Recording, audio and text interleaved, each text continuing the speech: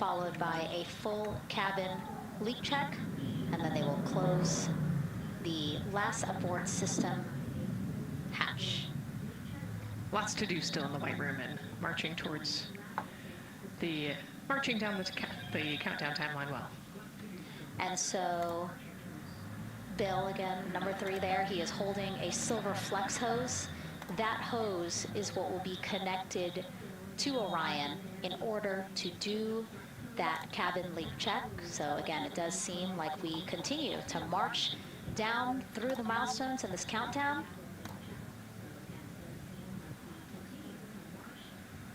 Hopefully lifting off today within our 2-hour launch window that opens at 6:24 p.m. Now, right now, people inside the Kennedy Space Center Visitors Complex are learning about this mission. There are great exhibits there about the rocket and Orion, and of course, our Megan Carter with the moon board. All right, Megan and Nicole, yeah, you mentioned that checklist before launch. That checklist is going to continue during the mission, as well as there are several vital objectives that we are hoping to accomplish with this mission. So we've talked about the rocket. We've talked a little bit about Orion. Obviously, during Artemis 1, we had that test flight, and there were no humans on board. That is our one big difference for this one, and we are going to have that crew this time. So what are they going to be up to during this mission? Let me tell you just a little bit. Now, for Artemis 1, like I mentioned, we were really focused on the SLS, making sure it had the power and capabilities that we needed.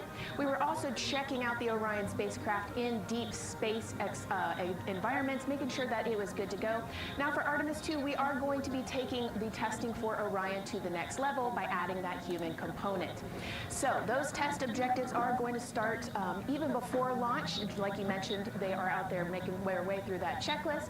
But these objectives are going to start now, and that includes safety. So one really great example of safety is going to be something called the egress baskets. They're out there in the spacecraft, obviously, and should a situation happen to come up, they are going to have something called the egress baskets they can get in, and those are going to zip line them essentially down to the ground within seconds to safety. Another great example of those safety procedures are going to be the LAS, or the launch abort system that I mentioned earlier. Just a reminder, that's the one that can pull the crew and capsule away from any danger within a few minutes of into the launch. Now, those are just a couple quick examples, but our recovery teams have been training extensively, quite a lot, to make sure that they are ready and prepared for any challenging situation that could possibly arise. All right. Several other objectives that we are going to be looking at are also going to be communication checkouts.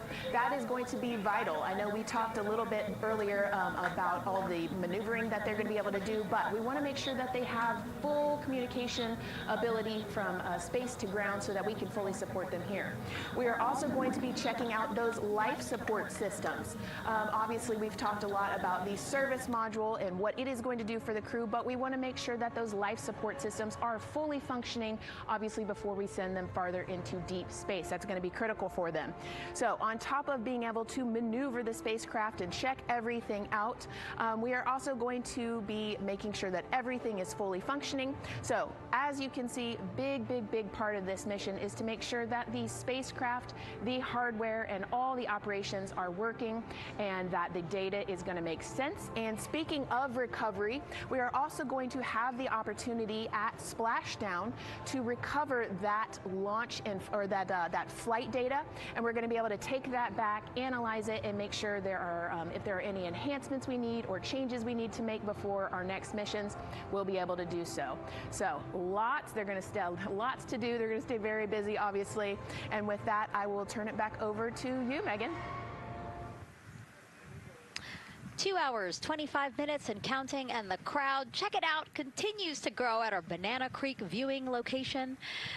They will have a great view of launch, and we will go back now to Leah Martin, who's standing with her next guests. Hey, Megan, yeah, we're surrounded by thousands of people, some here local from the Space Coast, but we actually have quite a few people who have traveled a pretty far distance to be with us today. I'm actually joined here by a group from the International Space Station Ambassadors Program who have come from all over the globe. Saku, you're here from Japan, you've come now from Mexico, and then we have brother and sister Cosma and Jesco here who are visiting from Germany.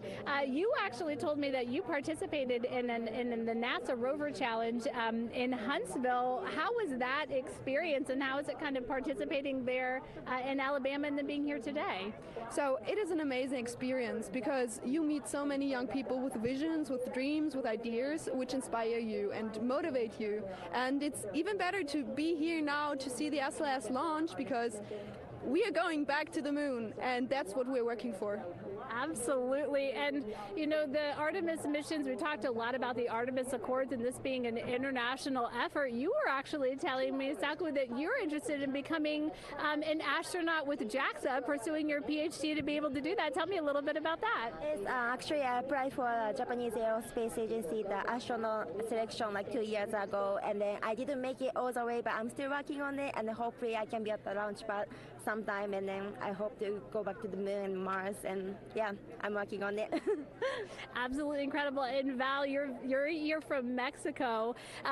We were talking a little bit about women in space. This is a team who, you know, is predominantly made up of women. What is it like knowing that Christina is on that rocket right now, about to be the first woman to travel around the moon? I think that's such an amazing news. It's just so inspiring that we are taking the first black person and also the first woman to the moon. It's just the first step in humanity and a big step in equality as well.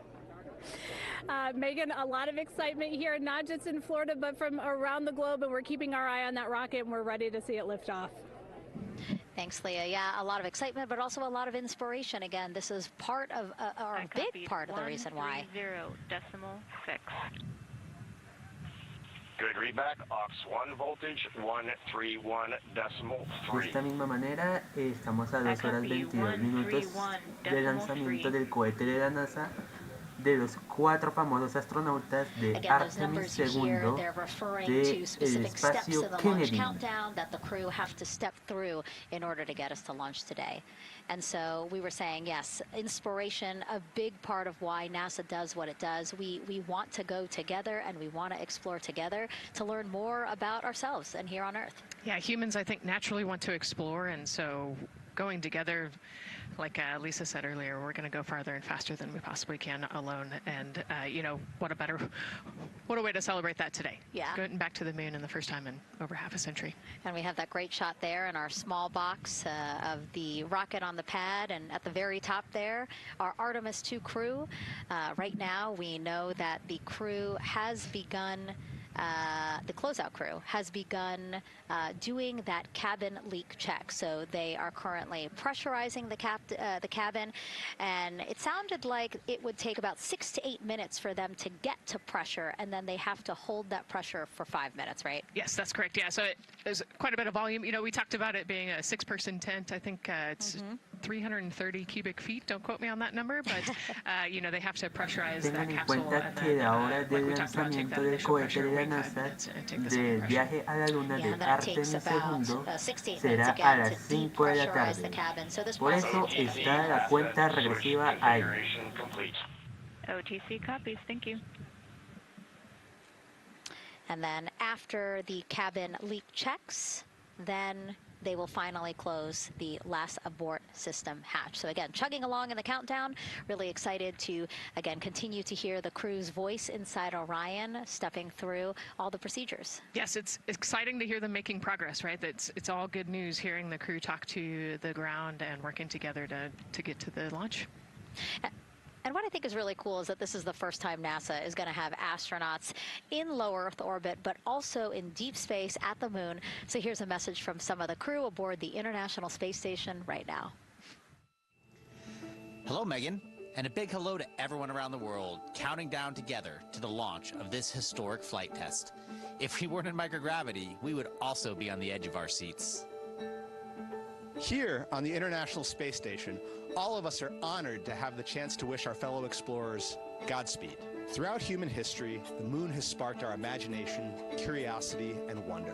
With our return to the moon, we're not only going to be learning about its history, the history of our solar system and of our planet, but also about our place in the cosmos.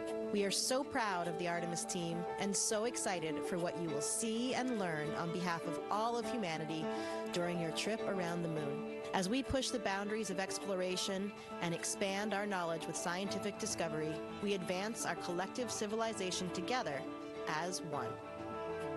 Test flights are crucial to the mission of exploration. We all learn in test flight schools that the more challenging the missions are, the more incremental the tests should be. This Artemis II mission is one more increment on the way to further exploration. Thank you to the crew, our friends, for your dedication. And from the entire Expedition 74 crew, thank you to all of the teams that had a hand in getting the Artemis II mission to where it is today. Back to you, Megan, as the countdown continues. Oh, I love that so much. I just love seeing them there. And again, you have to remember the International Space Station is an orbiting lab. We learn so much there, and we're going to learn so much more from Artemis 2, because this isn't just a test flight. It's an opportunity to learn more about the moon, deep space, and how humans can live and work so far from home. So here are some of the science objectives that NASA hopes to accomplish with Artemis 2. Artemis 2 is our return of humans to the moon, flying around the moon on board Orion. But along with that, we're doing a lot of great science. One of the exciting things about the Artemis missions to the moon is that science is actually a fundamental pillar of why we explore, why we're going, what we're doing in Artemis. I think it's incredibly exciting that not only are we testing the vehicle, but we're testing science on board. Science where the astronauts are conducting experiments, science riding along with the astronauts. We have astronauts looking outside the window and really observing the lunar surface. It will help us understand the deep space environment. It will help us understand how that environment affects our astronauts, our systems, and life in general. So deep space is a challenge for us because you have to leave Earth's protective magnetic field. Here in low Earth orbit, the crew members are protected from some of the harmful radiation. Going to the moon, they'll no longer be protected, so they'll have a higher radiation exposure. Much like Artemis 1, we have so many radiation sensors and detectors that are inside the capsule so that we can fully understand and appreciate the radiation environment for protecting our astronauts. In my hand here, I'm holding a tissue chip model. This is the exact design that's going to be flying alongside the astronauts. We'll be collecting samples from each of the crew members, and we can make these organ chips out of the astronauts themselves. So every crew member will have their own avatar on board, and then upon return, we can evaluate that deep space radiation environment and what that compares to the astronaut themselves. Not only are they going to help change the course of medicine for the astronauts, but revolutionizing that on Earth as well. We're looking at sleep, we're looking at team dynamics, we're looking at how you interact with the environment. We're also looking at the immune system, so what are the biomarkers? We're using saliva as a method to study hormones and different things in your body that may change during a mission like this. And then finally, how do we function after microgravity, being close to the moon, then returning to Earth. Which will ultimately help us achieve our goal of getting humans to Mars. And then on top of that, we have an opportunity to look at the moon from deep space on the far side for the first time in over 50 years. Having human eyeballs and brains back around the moon is going to unlock a new generation of lunar science discovery. The human eyeball is capable of taking in so much data in just a split second. They'll be able to tackle impact history, volcanic history. They'll be able to look at how the albedo, or kind of the shade and hue of the moon and the color of the moon, can tell us something about how that terrain evolved over time. We're integrating science in ways that have never been integrated into human exploration before. We have a front room mission control flight controller position called the Science Officer. We have a brand new science back room where it's basically our brain trust of lunar scientists and geologists supporting the crews of the future. And Artemis 2 will allow us to really test how this works so that future missions are really set up for success. We'll also be deploying some CubeSats. They're small shoebox-sized spacecraft of their own. They're each provided by another country, one of our partners. As they conduct their research, they'll complement what we are doing at the moon with Orion. It is so incredibly exciting to be a part of this mission. And it has been, really one of the privileges of a lifetime. I can see the work I'm doing benefit crew members right now and benefit the crew members in the future. So it's incredibly exciting and it's very rewarding. As this rocket launches humanity off of the Earth, we'll be setting the stage through our science to prepare humanity to leave Earth and explore the solar system. And what we learn during this and future Artemis missions to the moon will eventually get us to Mars. Here's Jasmine Hopkins again, now with Nikki Fox, Associate Administrator of NASA's Science Mission Directorate. Thanks so much, Megan. Yes, we're back on the balcony now, joined by Dr. Nikki Fox. Nikki, in this nearly 10-day mission, we are covering a lot of science from CubeSats to tissue chips. What are you most looking forward to learning? Oh my goodness. I think for me, the most exciting thing is actually being able to interact with the crew while they are flying, doing this historic journey on the far side of the moon. They are going to be seeing pieces of the moon that no human eyes have seen before, which is really spectacular. It's going to be an interesting trajectory. Some of it is in darkness. Then at the Terminator, so in darkness they'll be able to look for like impact flashes and things when micrometeorites pummel that poor moon. And then at the Terminator they can see shadows and interesting things, which kind of gives you depth perception. And then of course in the sunlit, picking out everyone's favorite craters. Also, if we launch today or tomorrow, they will see a total solar eclipse from the Orion capsule. How cool is that? That is very cool. We are thrilled for this Artemis 2 crew to be able to see the moon in a way that we've never seen before. What is so unique about that far side? Why are we going there? I mean, honestly, it's just, it is unique. It's very different to the near side of the moon. The actual sort of terrain, the morphology, it's very, very different.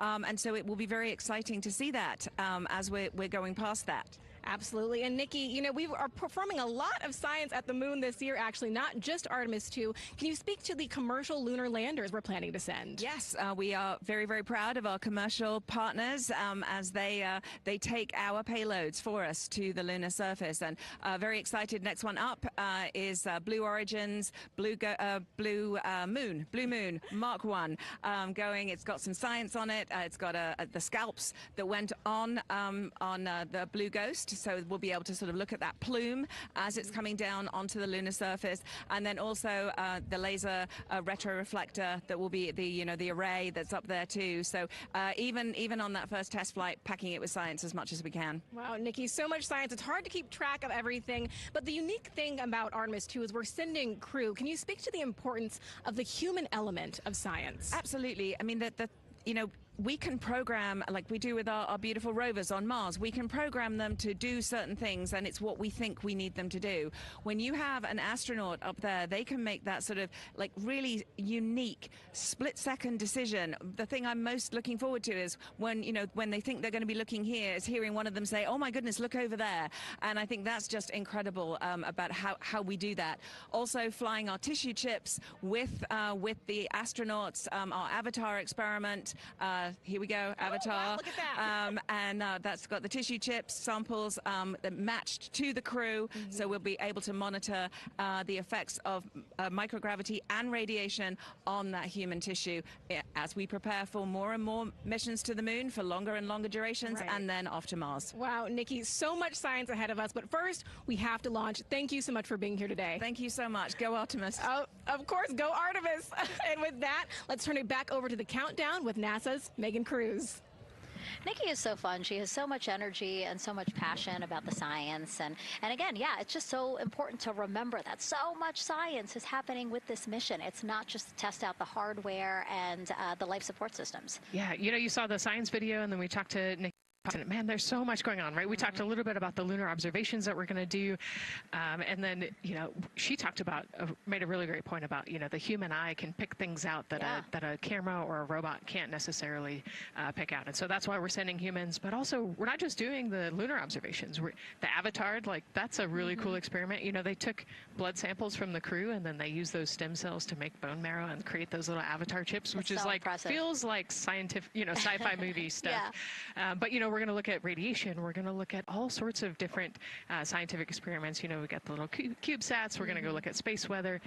Lots going on. Yeah, even collecting some of the astronauts' saliva. You can learn a lot about the body through the saliva. So just really a lot in a small amount of time in a small capsule.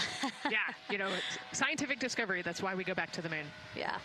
And so again, her energy just so Oh my God, I can't find the word. So wonderful. Awesome. I don't know why I couldn't find the word. So anyway, yeah, just really, again, thank you, Dr. Nikki Fox and Jasmine. And so, Nicole, what about answering more questions? Let's do it. Okay, great. First one, what was the word I was trying to get at? No, I'm kidding. Let's have the first question up on the screen now.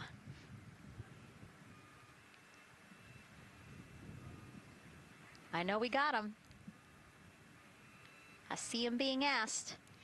And CDR OTC Orion Earth 1. Go. For your awareness, scrubber cycling is about to be restarted. Integrity copies.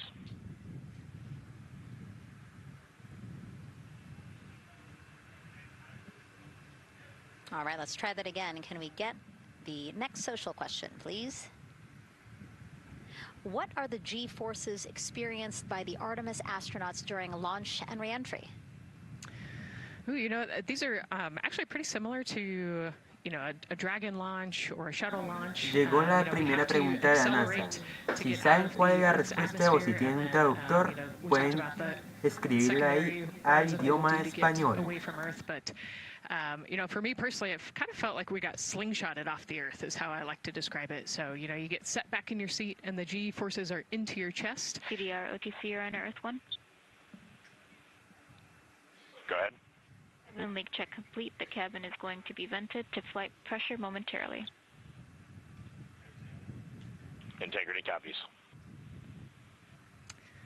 That's fantastic news. Yeah. Again, so the spacecraft is holding pressure as expected, and so now they will depressurize it, which will take about 6 to 8 minutes. Exciting. Yes. Yeah. Go ahead, Nicole. Like we sorry. talked about, continuing to march towards the launch. Yeah, so the G-forces are into your chest, and it's kind of a slow build, and you can get all the way up to 4.5 Gs into the chest during the launch, and often they have to back off on the thrust a little bit so that you don't get too high in the G-forces, and especially as we go through kind of max Q or that max aerodynamic force, so as they get through the thicker parts of the atmosphere.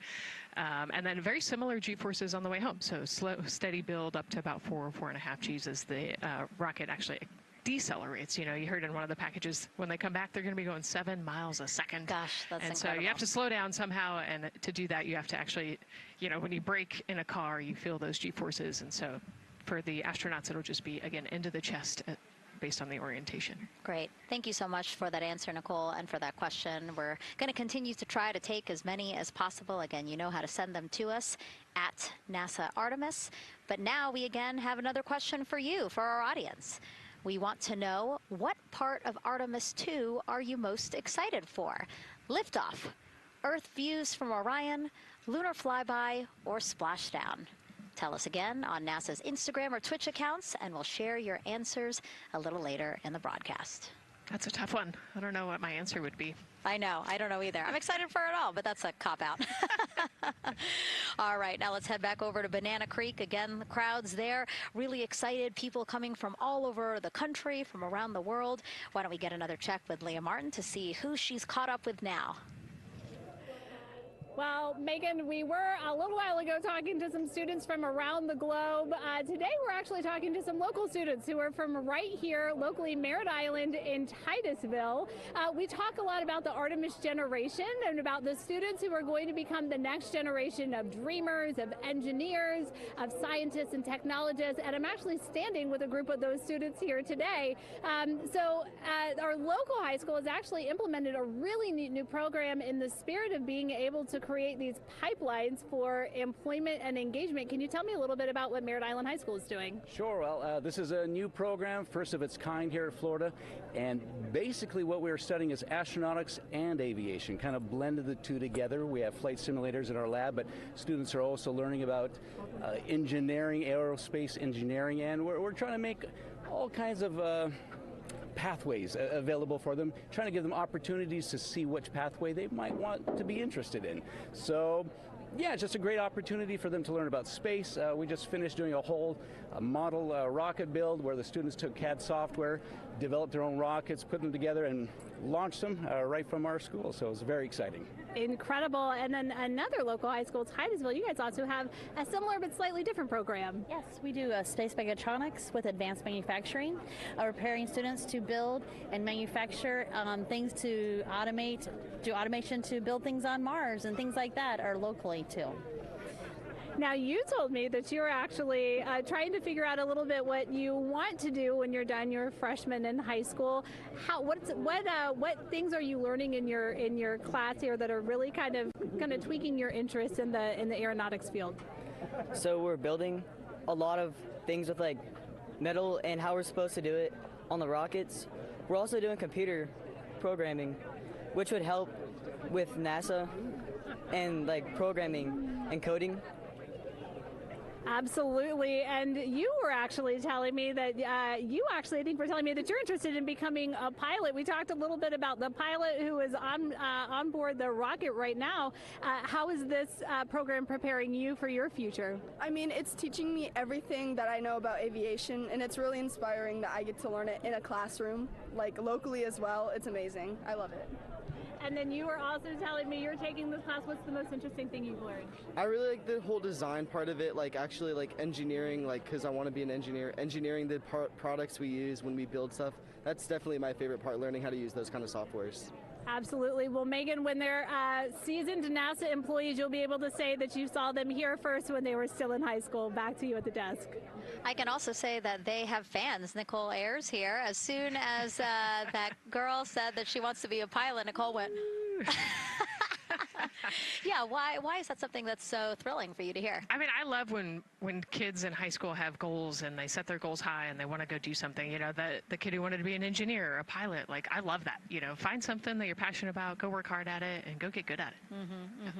Yeah, and speaking of passion, I mean, we definitely have a whole bunch of people here passionate about what NASA is doing here. Again, the lawn behind us just filled with media from around the world, making sure that they can help tell our story to everyone who is interested in hearing it. So back here in Florida, of course, we have NASA leadership also keeping a close eye on launch operations. Let's go now to Jasmine Hopkins, who is standing by with Lori Glaze, Acting Associate Administrator of NASA's Exploration Systems Development. Thanks so much, Megan. Yeah, we're honored to welcome Dr. Lori Glaze to the balcony now. Lori, this is our very first time having crew on an Artemis mission. How does that feel, and how does that change our overall approach to the mission? It's a really good question, and it really came home today when we were watching the crew walk out, and then we saw them get into their van and go out to the pad, and we've been watching them getting into the crew module. And so we've really put an enormous amount of rigor into assuring the safety of our crew. One of the most important things on this mission, different from Artemis 1, is we now have environmental controls and life support systems. One of the most important things we're going to do on this mission is test those out and make sure that we can keep our crew healthy and safe throughout their mission. We also on this mission have an activated launch abort system, which we had the system for Artemis 1, but it wasn't active. But we definitely have that active on this mission. We want the ability, again, if something goes wrong, to be able to have that ability to abort and get them back to the ground again safe. Absolutely, Lori. I mean, as you're driving home, safety is paramount here at NASA, and your program is responsible for all of these Artemis elements. We have the Space Launch System, Orion, ground system. So how do you get everybody cohesively on the same page for a day like launch? And that's a great question, and it's really been wonderful to watch our teams working together. We have the ground systems, which are kind of the bookends of our mission. The ground systems help prepare us to get the rocket ready to take off. They're doing all of the loading of the tanks right now and getting the crew into Orion, and then at the back end they'll be there to recover the crew when they land in the ocean. But they know that their job is to make sure that that rocket is ready to go and that the crew module is ready to go. And then the rocket itself, the space launch systems, they know that their job is to deliver the crew module to the right point in space so that they can conduct their mission. And then again, they have to make sure that everything is ready, that they set them on the trajectory that is going to bring them around the moon and set them up to land in the right place in the Pacific Ocean. And that's their job, and they know how important that is. And they have to work closely with Orion, which again, they also have to work with all the other teams to make sure that everything's working together. And then on top of that, our flight operations teams, all the people on the ground, they're all working together. They know this mission doesn't work unless every single part of the mission works. Right. Lori, there are so many things that have to work together today. We can't wait to see what happens next. Thank you so much for being here. It's my pleasure. Thank you. Of course. And with that, let's take it back to the countdown with NASA's Megan Cruz. Yeah, and speaking of the countdown, 1 hour, 59 minutes and counting until the opening of our 2-hour launch window at 6:24 p.m. Eastern Time. This is a shot of Jetty Park. It's a nearby popular viewing location of rocket launches, and it is so great to see how many people are here. I mean, this is a Wednesday. Like, people had to take time off of school and off of work, but it's something that they felt like they wanted to do, to be here. Yeah, you know, I think just based on the chatter on the airplane ride yesterday, half of my airplane ride oh, no here way, was really? They were coming to see the launch. You know, everybody's excited and traveling from all over the world to come see this launch.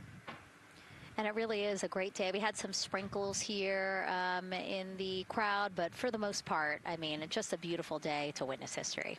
It is, yeah, you know, a little bit of sprinkles, but for the most part, the clouds are staying away, and you can see the blue sky behind us, so hoping for good weather in a couple hours. Absolutely. And so Dr. Lori Glaze mentioned what we learned from the Artemis 2 mission helps pave the way to sustained human presence on the lunar surface. So what Se are vienen the las objectives of this emociones, mission to porque eventually ya accomplish casi that? Let's check in with es el Gary in Mission lanzamiento Control for del more. cohete de Artemis de los 4 Thank you, Megan. Yes, astronautas the ascent teams are del here in Mission espacio de Control Kennedy. Houston, working through their steps to prepare for a go for launch. Right up here on the front board, we're watching the teams in the White Room work through their checklist and closing the hatch as we verify ours, working as one NASA team. What Dr. Glaze said about working across the teams throughout the nation is true. It takes one NASA team to bring everything together and accomplish the mission objectives. The Artemis 2 is designed as the first crewed test flight of NASA's Artemis campaign, sending astronauts into lunar space to validate systems, operations, and human performance ahead of a more complex lunar landing missions. NASA has identified an extensive list of mission and flight test objectives that serve as a checklist to verify the capabilities needed to land humans on the moon. For the Artemis 2 mission, there are 5 overarching priorities that cover the mission and flight test objectives. First is, of course, the crew. As the first crewed mission inside the Orion spacecraft, this mission serves to demonstrate the capability of safely sustain the flight crew throughout the mission, including launch, the deep space component, and return. Number 2 is systems. This mission brings it all together to validate the performance of all ground and flight systems needed for a long-term lunar campaign, from launch infrastructure to spacecraft operations in deep space. Third is hardware and data.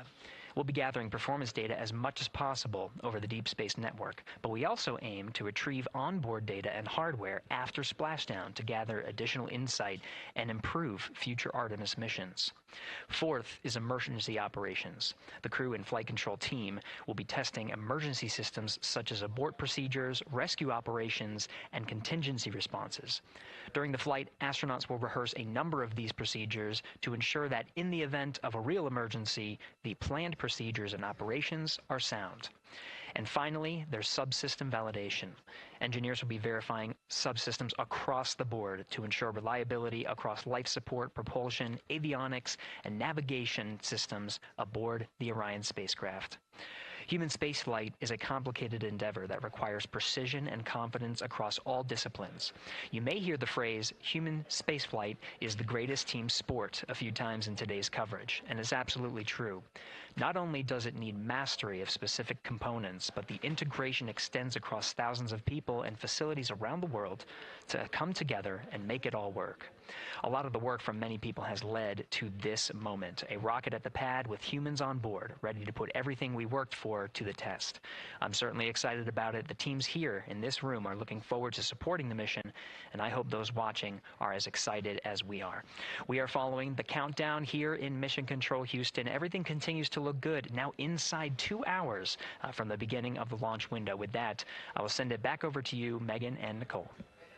Hey, Gary, thank you so much. We are getting word that the launch team is working something that we would like to give you an update on, so let's get on over to Daryl. All right, thank you, Megan, and we are live in Firing Room 1 here at the Launch Control Complex. Yes, we are currently not working any constraints with regards to the rocket or the ground systems.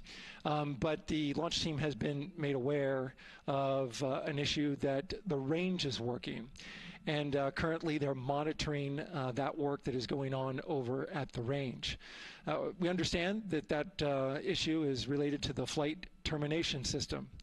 Now, the flight termination system, just to give you a quick explainer, every rocket has a flight termination system. It's the system that the Eastern Range here uses in order to send a destruct signal to a rocket in case it veers off path. So it's a very critical, important safety component in terms of how the range keeps the public safe here. We understand that the flight termination system, they're working an issue. And so as they continue to work that issue, they've asked for some assistance from the launch team to help verify some of the work that they're doing on their FTS system. And this is where it gets a pretty unique situation here. The assistance they've asked En la for siguiente is imagen podemos ver cómo el cohete está preparando sus motores, está en un modo de calentamiento antes del despegue, para cuando ya llegue la cuenta regresiva de 10 a 0, ya impulsará el cohete hacia el viaje a la Luna.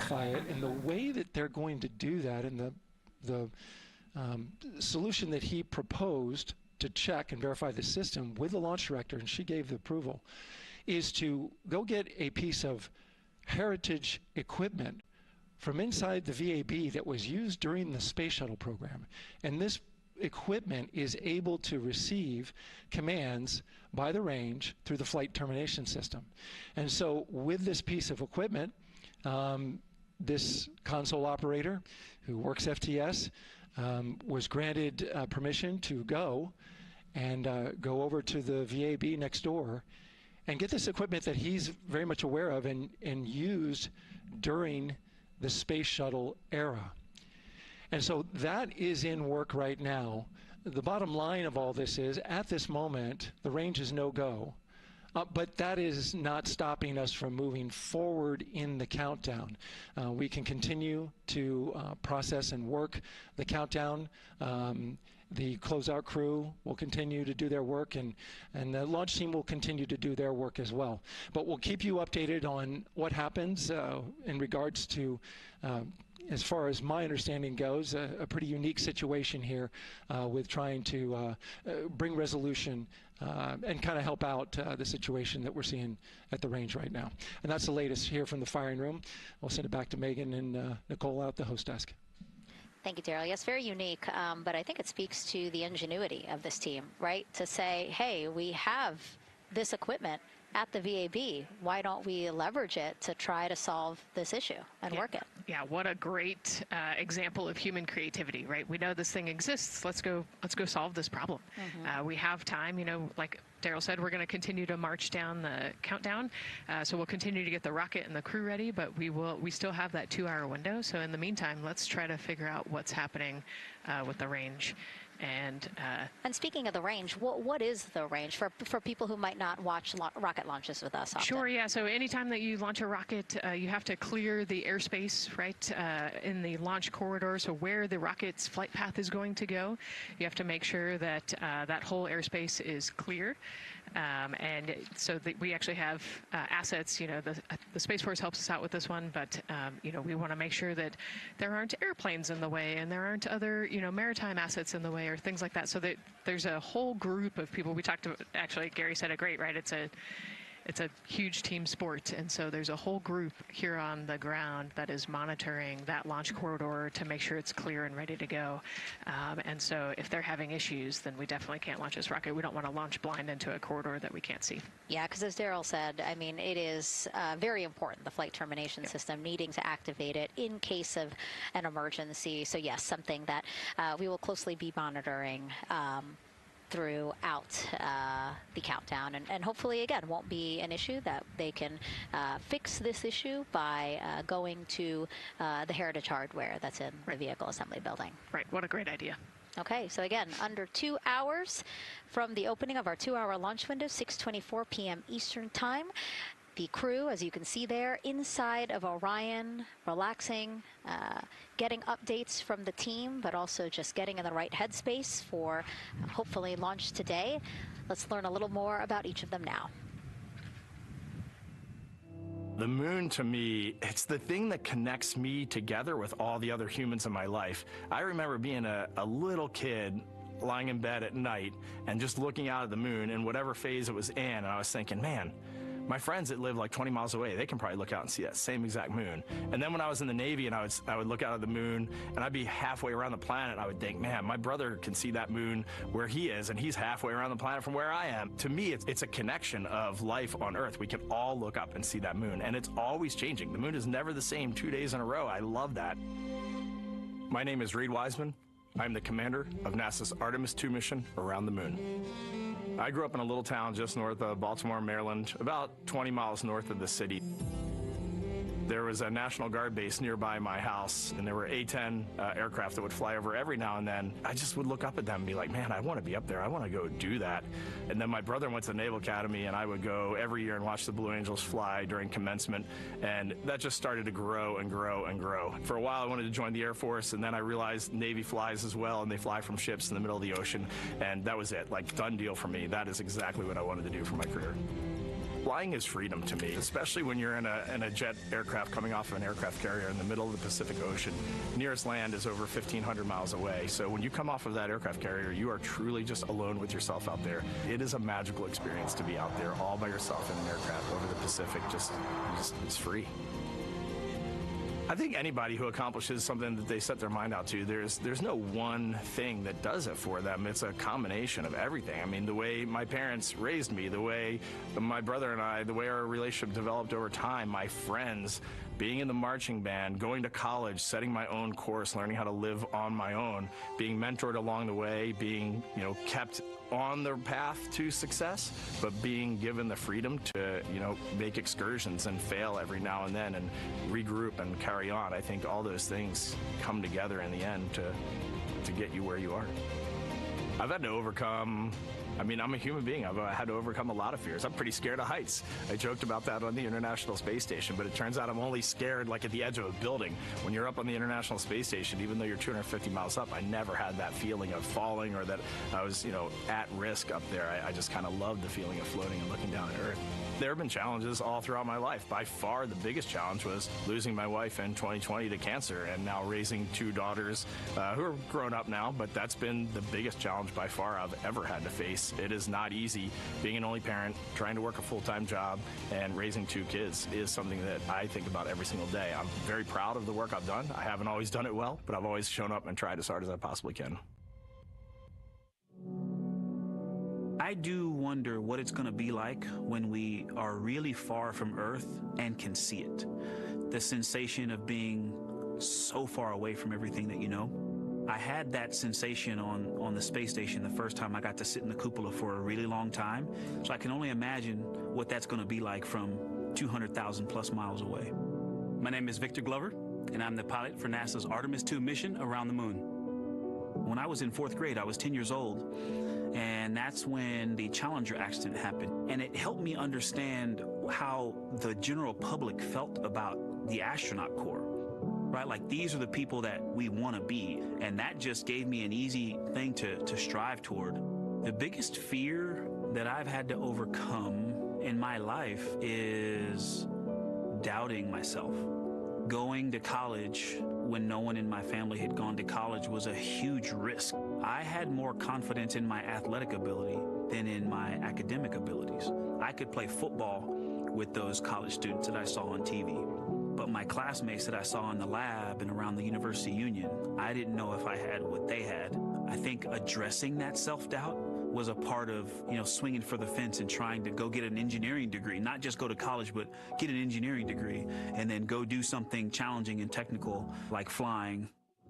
Apollo is known for sending humans to the moon. Artemis has an opportunity to continue the Apollo story, but I actually think it's important for this story to stand on its own. Artemis is a new program, and we're trying to do new things. And it's great to compare and contrast. When you look at our spaceship, you can see parts that were designed, built, and integrated in another country. When you look at our crew, you see that our crew is international. There are also men and women.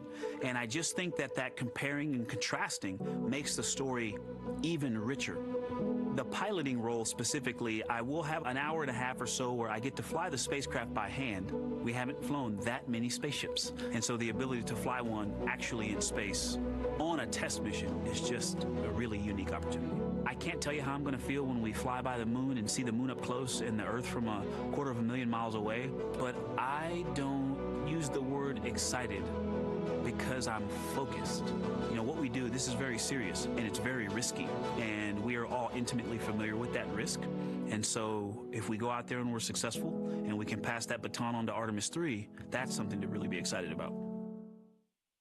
I tell a story, which is one that my dad told me before the Apollo missions when he was just a very little boy. He was looking up at the moon with his mom, and his mom said to him, "Don't worry, Ronnie, we'll never get there." Fast forward maybe 70 years later, it's his daughter that's actually going there. And I think that long arc is something that we can all learn from. The idea that the seemingly impossible becomes possible if you just believe in it and are willing to work hard and come together to achieve it. My name is Christina Cook, and I'm a mission specialist for NASA's Artemis II mission around the moon. When I look back at my dreams as a kid, I definitely never thought I would actually get here. I was very pragmatic. Even though I'm a dreamer, I knew that the odds were way against me again, so I might as well do something I'm loving in the meantime. I definitely loved science and math in school and, did pretty well in those things, but I also loved being active. I was always outside. I loved things that made me feel small. I loved looking at the night sky, oftentimes between the pine tree branches, or I loved the ocean. North Carolina also has mountains, and when we go there, I just love the vastness of all of those things. I loved how they made me feel and what they made me think about, and the vastness of the universe and how much out there was to learn. I'm drawn to exploring. I'm drawn to challenges that involve both mental and physical, and I'd much rather be solving problems wearing a whole lot of equipment and in a harsh environment, and that's just something I've carried with me ever since I was a kid.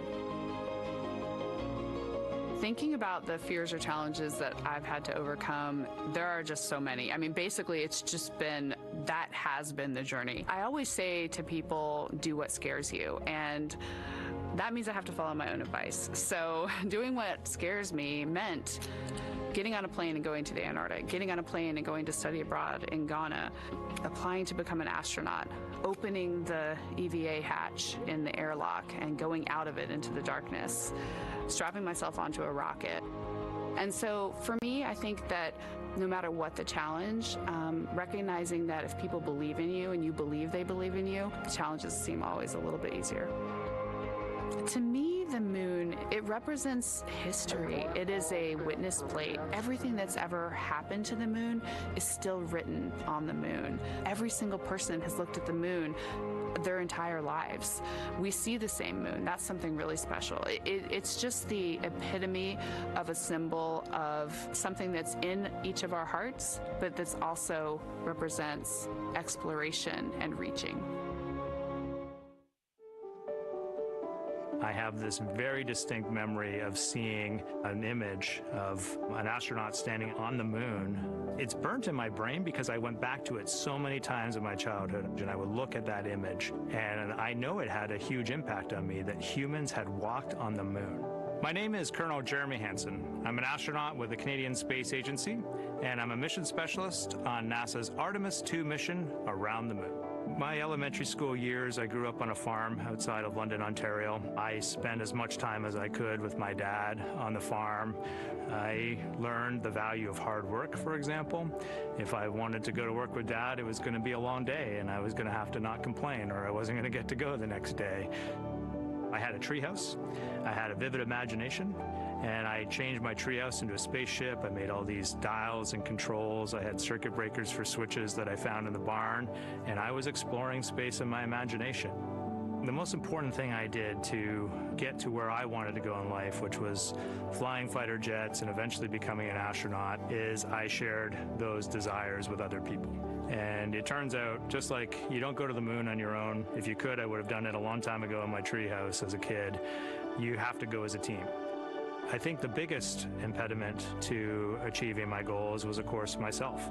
And I think that's a common human experience. There are many times where just little things would get in my way, and my immediate interpretation of that was, well, now that goal's out the window. You know, people must have lifted me back up, and somewhere in the back of my head, that persistence came through. And I think that's a common human experience, to doubt ourselves. I've come to this, I guess, realization that I believe that we all have gifts to contribute, and the goal is to figure out how to use your energy towards adding positively to humanity's existence on this planet.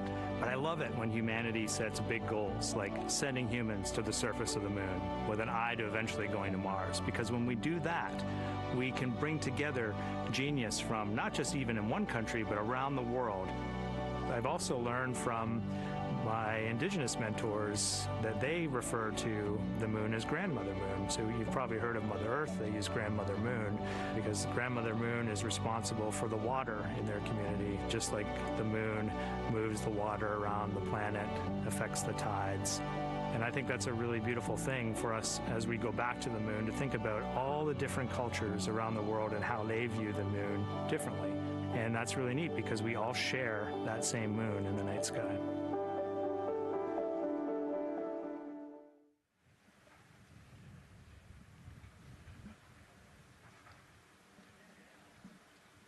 One hour, 38 minutes and counting until the opening of the Artemis II launch window today, 6:24 p.m. Eastern Time.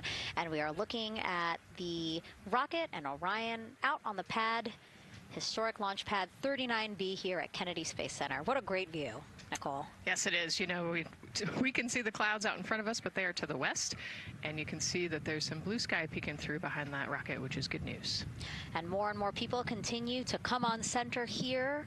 About a couple of hours ago, folks with special passes to come on center were allowed to start driving on with family and friends. And of course, we have media growing by the moment here at the press site here at Kennedy Space Center, setting up their cameras, setting up tents, interviewing folks. Again, this great jib shot that we have from our camera here showing all the interest that we have here at the press site. And actually, even to the right of us, so camera left, no, sorry, the right of your screen, left of us, plenty of other people there set up with their own tents, broadcasting to their own viewers. And so again, just really cool to see everybody wanting to share in this moment. Yeah, that's, I mean, how many media tents we can see from here.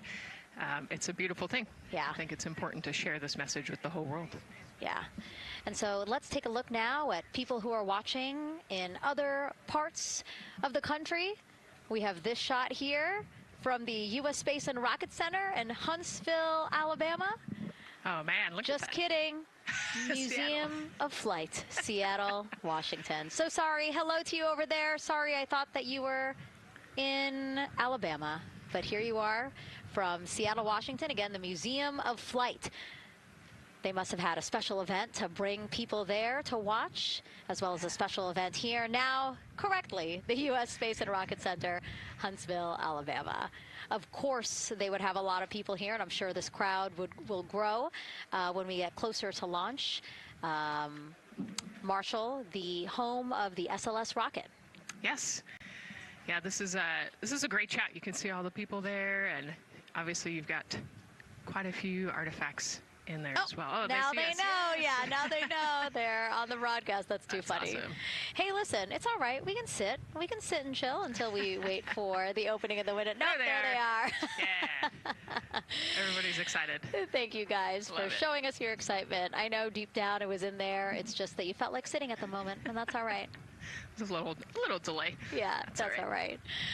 Well, thanks so much to those supporting these watch parties and bringing them to us live here. Actually, our video paths are taking quite a circuitous route to be able to bring those live views in from Seattle as well as Alabama, but we're glad that we can be able to share it with you in the broadcast now. And so why are we going to the moon? Why does NASA want to build a moon base there? Here's Megan Carter again with our moon board. All right, thank you, Megan. Yeah, so we are right around that hour-and-a-half mark, hopefully for that launch. It's going to be very exciting. So they are going to have a few days to be around the low Earth orbit, and then they'll be heading on to the moon. So yes, let's talk what will be happening. Why are we going to the moon? So obviously this is not going to be a landing, as we've discussed. They are going to be coming with 4,000 to 6,000 feet around the moon's surface, and this is going to connect us directly to our past. Those Apollo missions did have 6 lunar landings, and the Artemis campaign is looking to build on that past by going back to the moon, staying longer, and then going farther. So how are we going to do that, and why? We have obviously talked a little bit about that lunar South Pole, and we are focused specifically on the far side of the moon for this one for a specific reason. You might have guessed we're going to be looking for some resources especially, and that's going to be water or water ice. That is going to be giving us some really critical pieces for future missions. And as you can see here, we have identified 9 potential landing zones. So this is going to be a critical objective for our crew. Depending on when they launch, it will determine what is going to be visible, but we do have these 9 landing zones right here around the Shackleton crater. And as you can see here, a lot of that area is deep and dark, and that is where we are going to be looking for that water ice, because that is obviously going to give us not just water to drink, but as we know, that can actually be converted into our propellant potentially, that hydrogen and oxygen.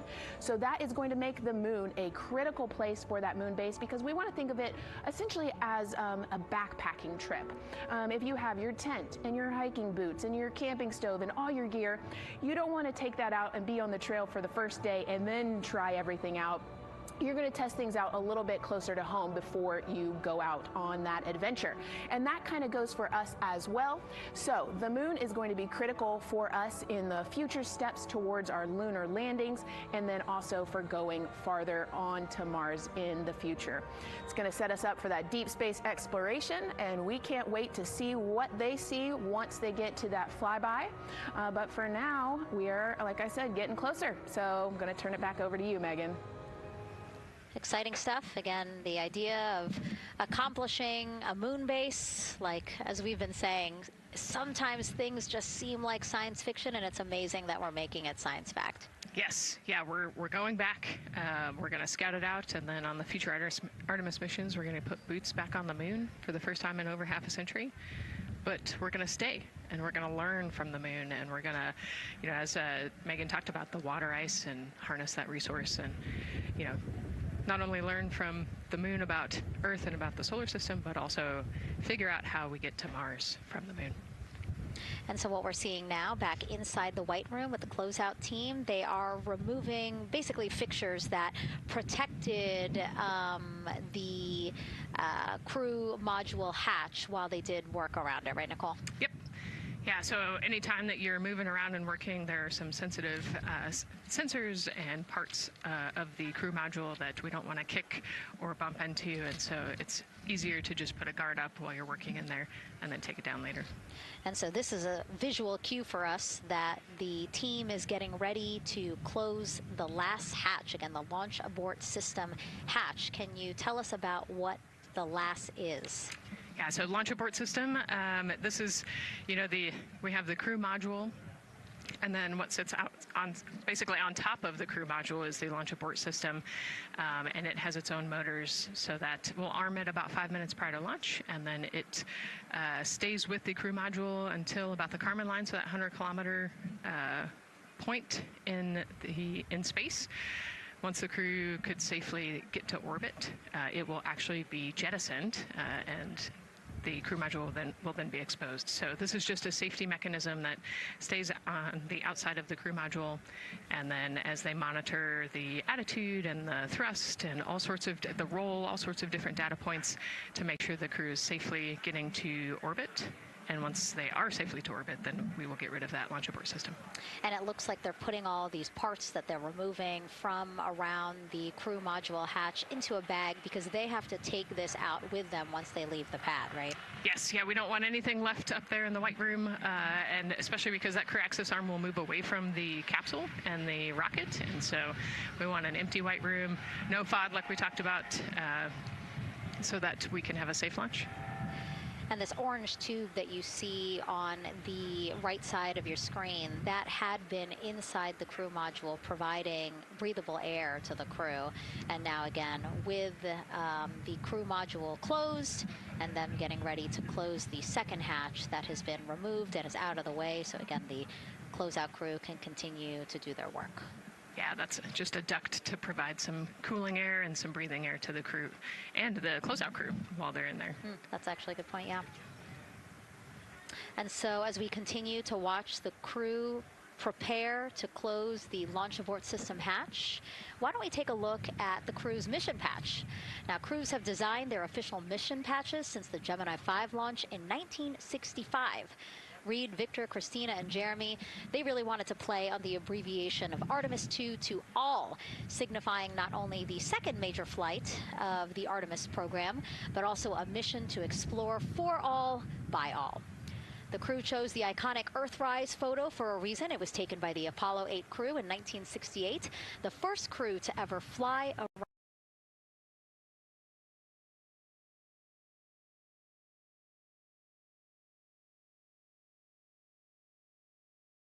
around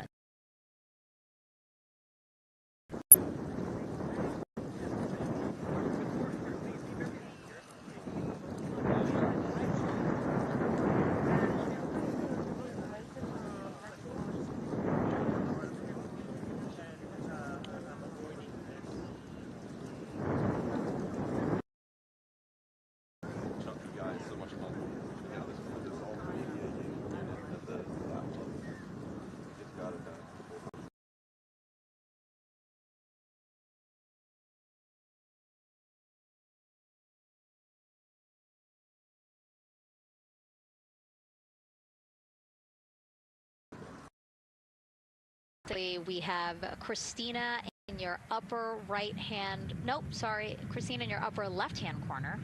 Then you have Jeremy below her. And then the feet you're seeing, those are Reed's feet.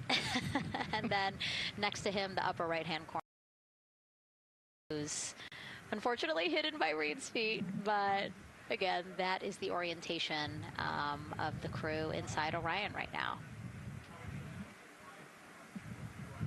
Now, earlier this week, the crew got to stick their patch on a wall just outside the suit-up room. You can play that video there now. You can see that crews have been doing this as part of a pre-flight tradition again. Wow, Reed just making sure that thing won't come off. And so now Victor is signing there, followed by Christina, and then Jeremy. That's a fun tradition, and your patch is up there too. It is, yeah, ours is on the left-hand side there. Yeah, it's a fun tradition. This is a really fun day too. You know, they did this a couple days ago, but it's just another step that makes it a little bit more real that you're going to be launching soon.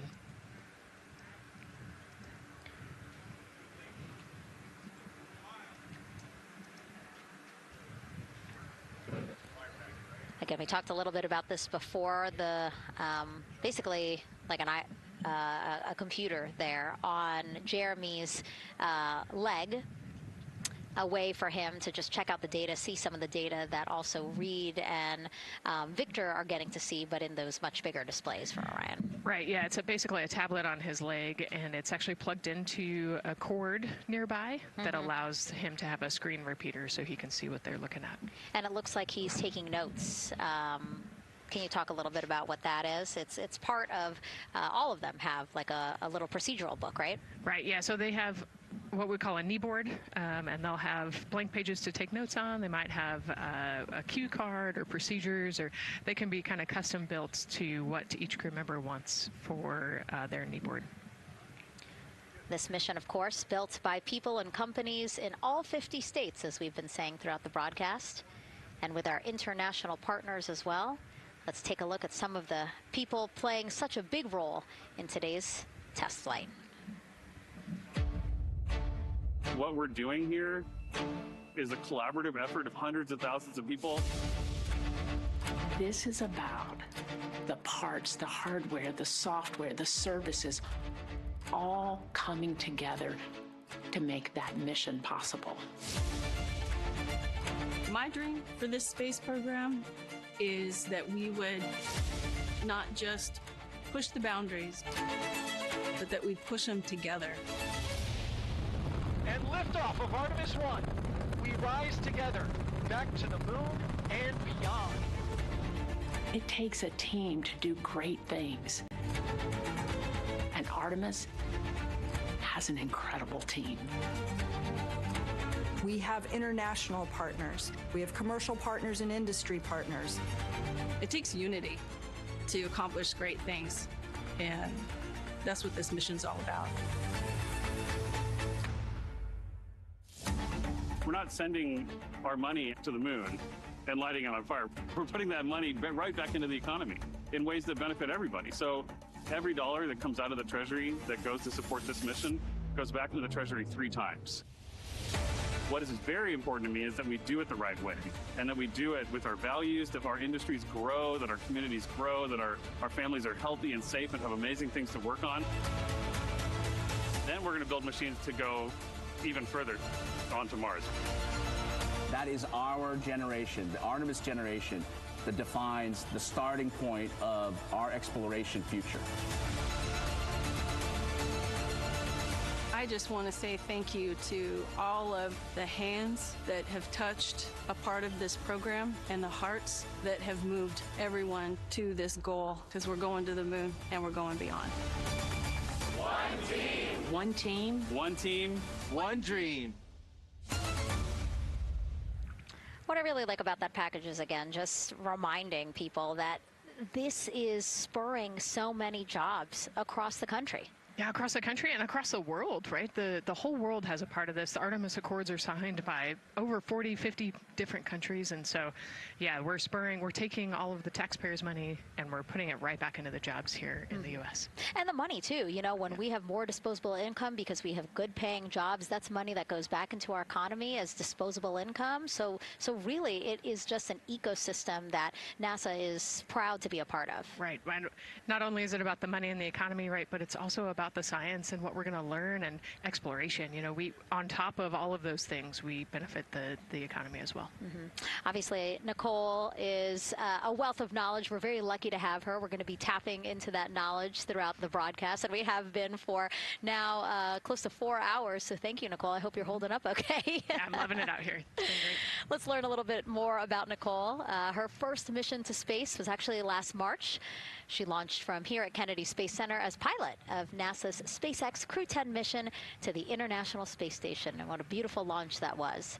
She spent 148 days in space conducting science experiments that could benefit us on Earth.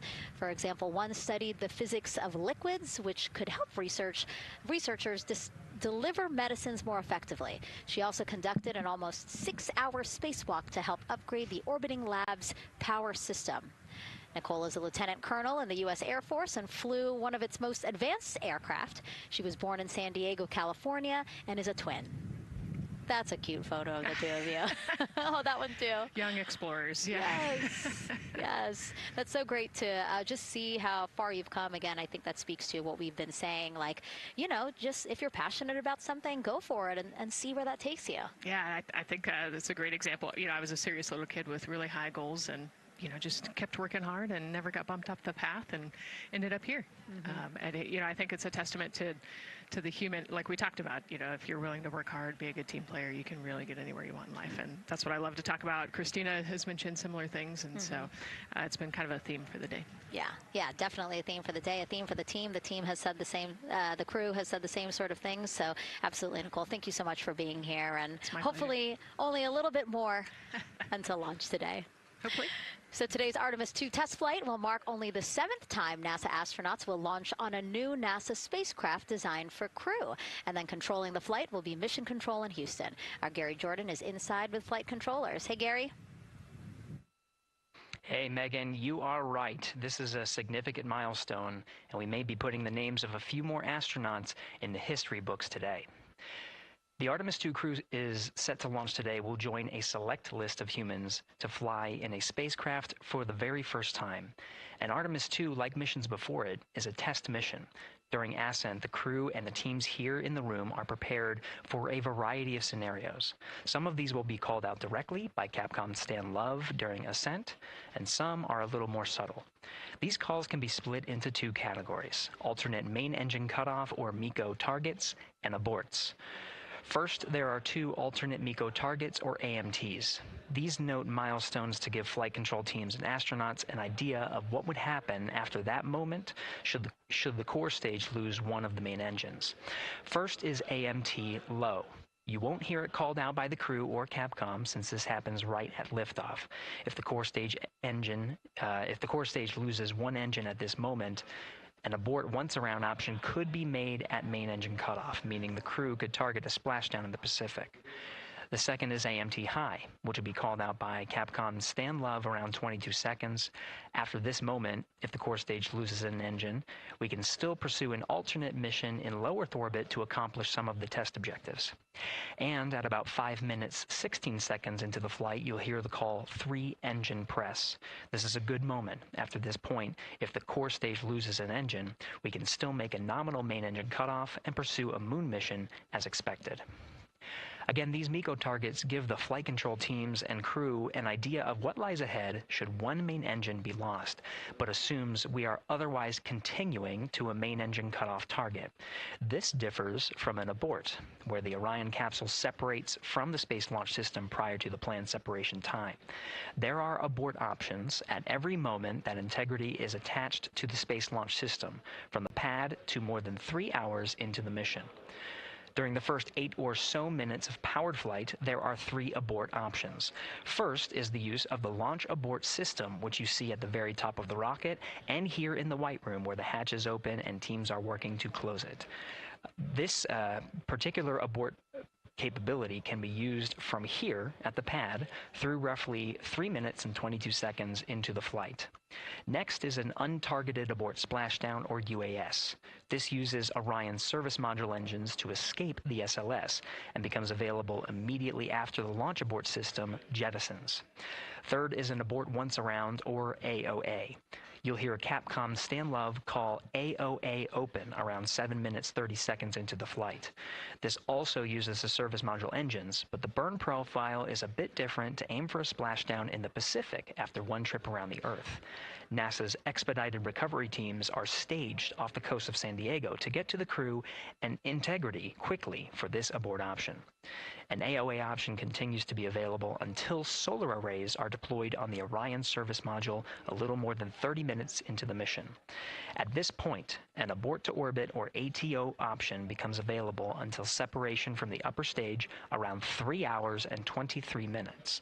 Mission profiles can vary depending on when an ATO is executed in that window, but with power being drawn from solar arrays, it buys more time for astronauts and flight control teams to make decisions and stay in Earth orbit, return for a splashdown, or continue to the moon. The Artemis 2 crew and flight control teams are well trained on all of these scenarios, and the calls you'll hear to the crew on Orion to Earth may help them be in a ready state for whatever challenge may come their way. At this time, we're not tracking any significant issues here in mission control in Houston, Texas. That would be showstoppers for today's launch.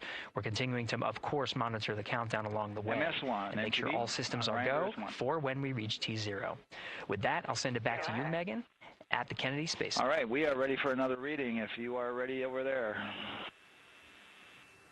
Yes, sir. CBA is steady at 2,600 PSI. All right, copy that. And you know, the more times we ask you to do that, the closer we get to launch, so that's a good thing. Copy. You heard it there from NASA Test Director Jeff Spaulding. The more that they keep on asking her how the pressure is holding in the counterbalance assembly mechanism is a good thing, because it means we are getting closer to launch. So that's amazing news over the loops that we just heard on Orion to Earth 1. Again, that communication channel with the crew. But now I want to get back over to Daryl with the launch team. He has an update now on the flight termination system that the team was tracking. All right, thank you very much, Megan. And we're getting an update now from the launch team as we speak.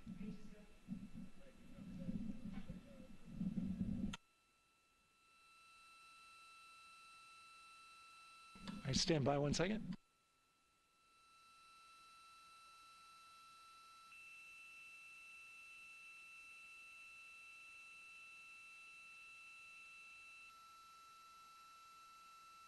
Okay. Sorry about that. We're just getting an update, in fact, about what I was about to report out on the range. And the good news is the range is go. So we reported that they were working to verify their equipment regarding the FTS system. And they asked for a little of that verification work to be done by one of the FTS engineers here in the firing room. He went out to the VAB to get some legacy hardware to help out with it. But in the end, this is a fix that the range had come up with to get clearance, to clear the range rather, and to as well work the FTS system. And so now they are go. Again, the range is go. That is no longer a constraint. And so you combine that with the fact that the rocket and the ground systems here also working, no constraints, clear board here is great news. So again, the range is green, and we're continuing to work through the countdown. We got a weather update that came in to the launch director from Launch Weather Officer Mark Berger. He reported out that there's still a little bit of feisty weather activity that's happening up in the Titusville area. That's the city neighboring the Kennedy Space Center. Those showers had passed over Kennedy, and then now they're currently over in Titusville, currently still within that mile kind of constraint of flight through precipitation rule. But we're still far enough from the window that it looks like it won't be an issue. And in fact, we're seeing some good sunlight now breaking through onto the launch pad. As you can see, it's actually shining on the other side of the rocket here. But to the west, we're starting to see some of that clearing that was forecast. And so the launch weather officer held his forecast for 80% go for flight during our launch window tonight, which, as a reminder, is 6:24 p.m. Eastern Time until 8:24 p.m. Eastern Time.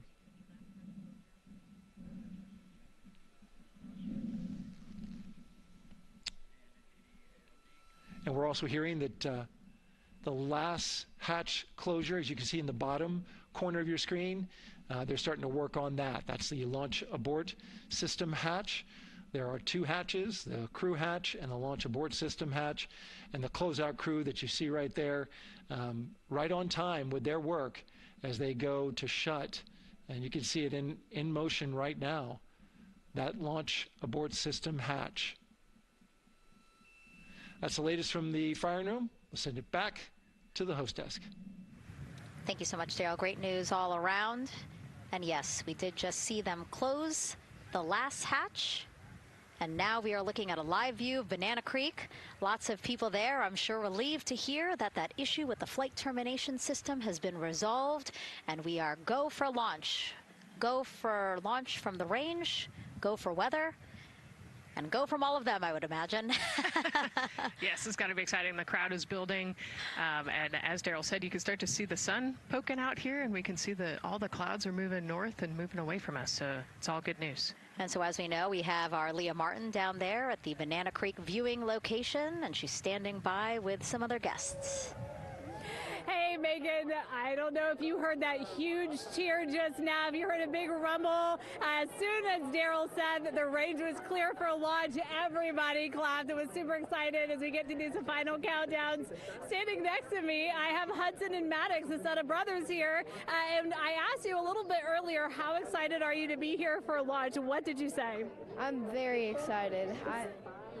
It's our mom's birthday, and, you know, not a better way to celebrate right now. I asked you on a scale of 1 to 10, how excited are you? Would you say? 11. Yeah, 11. I'm very excited. Super excited. Yeah. So, Megan, we've been watching the launch broadcast here and hearing some of the questions that you and Nicole have been asking and answering. And I actually wanted to ask these two kids, if you could take a 10-day trip around the moon and take 3 people with you, who'd you take with you? Well, I'd take my dad and my mom. And I mean, I don't know. Probably my best friend. I'd just say one of my friends, you know. Oh, one of your friends. So brother got left out. Who would you take? That was just what I was thinking. My dad and my mom and my best friend. That's a pretty good answer. Your brother can get his own trip to space, right? Yeah. So I'm actually joined here also by Dad. Now, you were sharing with me that a lot of the work that you've been doing over the last several months has been prepping the launch teams, our engineering teams, our ground systems teams to get ready for launch, to be mindful and to be in this moment. How does it feel to be standing here knowing that the people you've worked so closely with are doing what they're passionate about, or doing what they were born to do, moments away from launching this rocket? I mean, this is an exceptionally happy moment for us and all of us and the people that are, you know, about to take off on this historic trip here. And I'm grateful to know that we've helped in some way, shape, or form to help them stay steady and calm, you know, in such an exciting time within the agency. And so to just be here and witness it and know that, you know, they've got some tools to help them stay calm and steady is everything to us. So. Fantastic. Well, Megan, we are standing by ready to go, and we're ready to cheer this team on. Thanks so much, guys. And yes, Leo, we did hear that cheer. That was very exciting.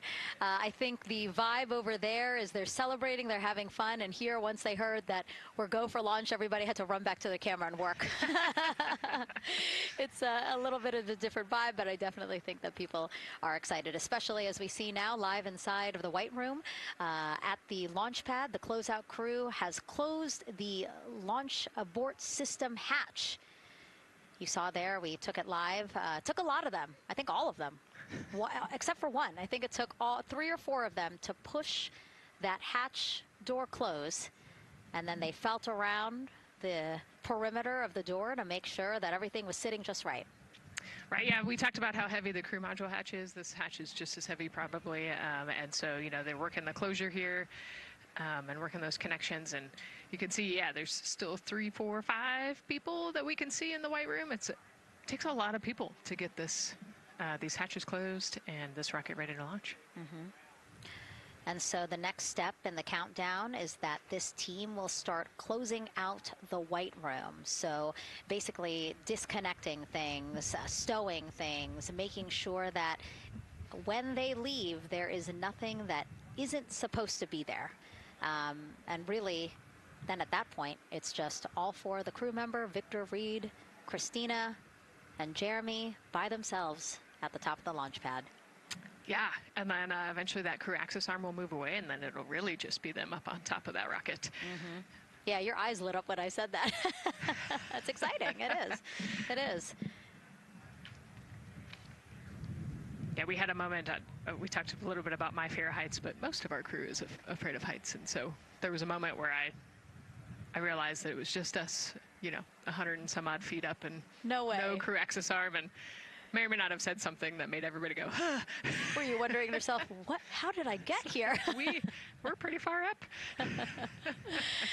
That crew again bringing that drag-on camera. That camera is a handheld camera that is a live look for teams who are remotely watching these operations closely. Again, verifying that things are as they should be before the crew starts, the closeout crew starts leaving the white room. You see them checking their procedures. You can see they're covering the ends of those hoses. That's to protect those hoses from FOD, so we don't want any dirt or anything to get into those while we transport them and stow them. So you can see Andre there working to close out the hoses as well while they're cleaning up the white room. And so they'll tape that close. You just saw number 5. Number 5 holding some tools. Again, we'll stow those away. You have to account for everything. Obviously, you know, they did have tools out. They did have procedures, paper, notes out. Like, all of that has to go. Yes, and you can even see on number 3's hat, he's got a string that's connected to his suit there. That's, again, just to make sure that we don't lose anything. If, you know, gust of wind or you get knocked or something, you don't want to lose a single thing in the white room. So everything is tethered, everything is accounted for, and everything is protected. The crew now, another live view of them inside Orion. Jeremy, Christina, and Reed and Victor on the right side of your screen. What do you think they're thinking right now, Nicole? Oh man, just over an hour to launch. You know, there's probably a little bit of a lull right now, monitoring some systems, but you can see Reed's got his feet crossed. So I think just trying to relax and, you know, pass the time by maybe thinking through the items that they're going to monitor through the launch, you know, the different jobs that each of them have throughout the launch. And once they get to orbit, you know, this first day on orbit is actually really busy for them. They've got, you know, 2 burns that they have to monitor. They've got to get the system set up, and they've got to get the cabin set up. So there's a lot going on in the next 24 hours for this crew. I think they've got a couple sections where they get to take a nap, but I don't think they get a full night's rest for quite some time. So, yeah, you know, going through what's next. And so as we say that, I mean, imagine what it would be like to live in a spacecraft for 10 days. Let's take a look at what life will be like in Orion. Artemis 2 is our first crewed mission back to the moon since the Apollo program. A lot of the focus of Artemis 2 is really checking out systems to be sure that we're ready and well positioned for continued human exploration. My name is Susan Baggerman, and I'm the Chief Health and Performance Officer for the Orion program and the Artemis 2 mission. And this is 10 Days in Orion.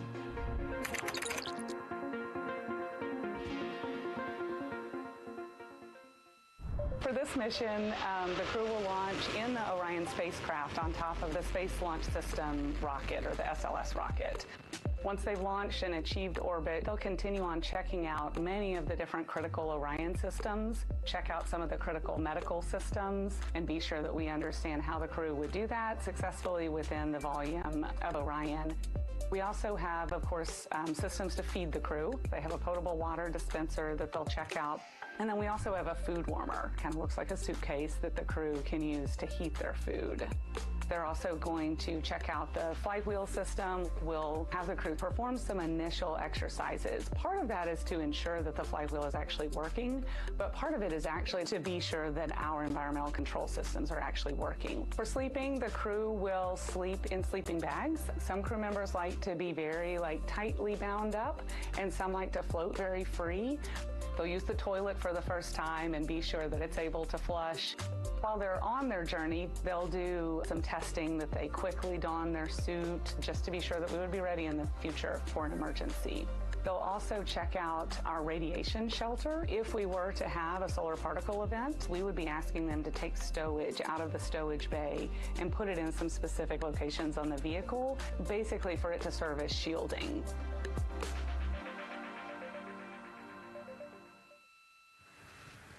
And so I want to talk a little bit more about what we just heard in that package. I am interested in the space food. So Reed, Victor, Christina, and Jeremy have a pretty big menu to choose from, so that's really cool. We're actually going to pull up a graphic now that kind of shows you some of the food that they're going to have with them on their 10-day journey around the moon. We know of more than 10 types Oficialmente of beverages. estamos a There's 1 hora coffee, y a a 1 mango minuto peach para el smoothie, lanzamiento apple del cohete de la cider, NASA lemonade. de So los those all 4 sound astronautas delicious. Artemis I've just remembered I II. haven't eaten lunch. They're actually not too bad. I actually have a mango peach smoothie with me today. No way. Yeah. So you can see they come in these little packets here, but it's just kind of a dried powder that you add water to. So this would actually, you'd add 175 milliliters of water and let it sit for 2 to 5 minutes, and then you can stick a straw in it. You saw in that package they put a straw on the top septum portion there, and then you can drink it. And so this is the packaging. This is food that you brought up with you, or that you had while you were at the ISS. Yes. Yeah. Actually, this is all food that we have available to us on the standard, what we call the standard menu on the space station. And so, actually, the graphic there showed quite a bit of the standard menu that they're going to take with them. So, yeah, let's pull space it back food up, is space actually. food. Yeah, we can use the food that we have been using. You know, our food lab at Johnson Space Center actually creates that food, and then they stabilize it and they package it for us and everything. So they do a really wonderful job out there. We've got different types of food. You know, you can see I've got this is a soup, tomato basil soup, so thermal stabilized. It's already hydrated, so you just throw it in that food warmer that we talked about, and then you can eat it. But then we also I have some shrimp cocktail here that's, you know, irradiated, so it's in a package that protects it. I'll show you. I've got a brownie too. That's probably my favorite one. But are we eating it? We might, if you're.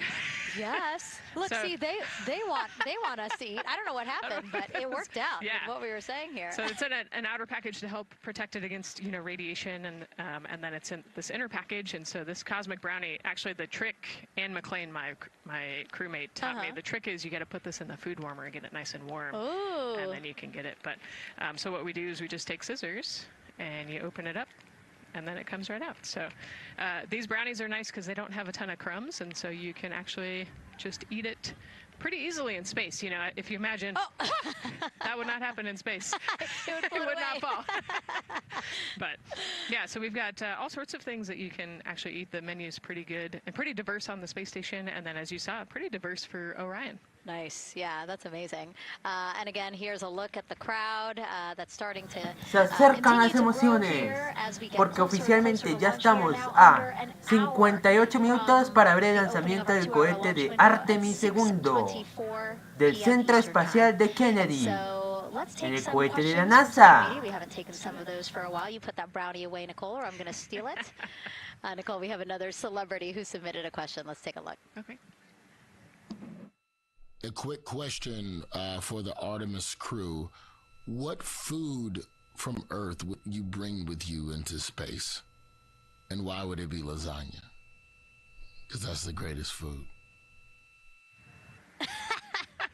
Again, not really a question. Yeah. Because he was like, it's lasagna. It's got to be lasagna. You know, there is lasagna on space station, and it wasn't too bad. Probably not my favorite food of all, but yeah, lasagna's not a bad option. It's a high-calorie meal. If you're trying to, you know, carb load for a spacewalk or something, it's a great option. Yeah, I remember Christina saying that her favorite food on the menu, and actually, she was saying that she was getting in trouble because people kept on saying, you can't eat mac and cheese every day, Christina. You know, we mentioned the mac and cheese and brisket earlier. Man, I would put those two on a tortilla. That would be great. That sounds delicious, delicious. Well, thank you so much, everyone, for sending in those questions. For everyone from a 5-year-old that we got a question from to all the way to Roy Woods Jr. there, a comedian. So thank you so much. And if you're just joining us, welcome to the Space Coast of Florida, where we are counting down to liftoff of Artemis II. You see a beautiful aerial shot there of our rocket on the pad. For the first time in more than 50 years, we are sending humans to fly around the moon and back, and we're taking you all of you with us on this next chapter of human spaceflight. I'm NASA's Megan Cruz, and this is NASA astronaut Nicole Ayers. Great to have you here, Nicole. Yes, this has been a beautiful day.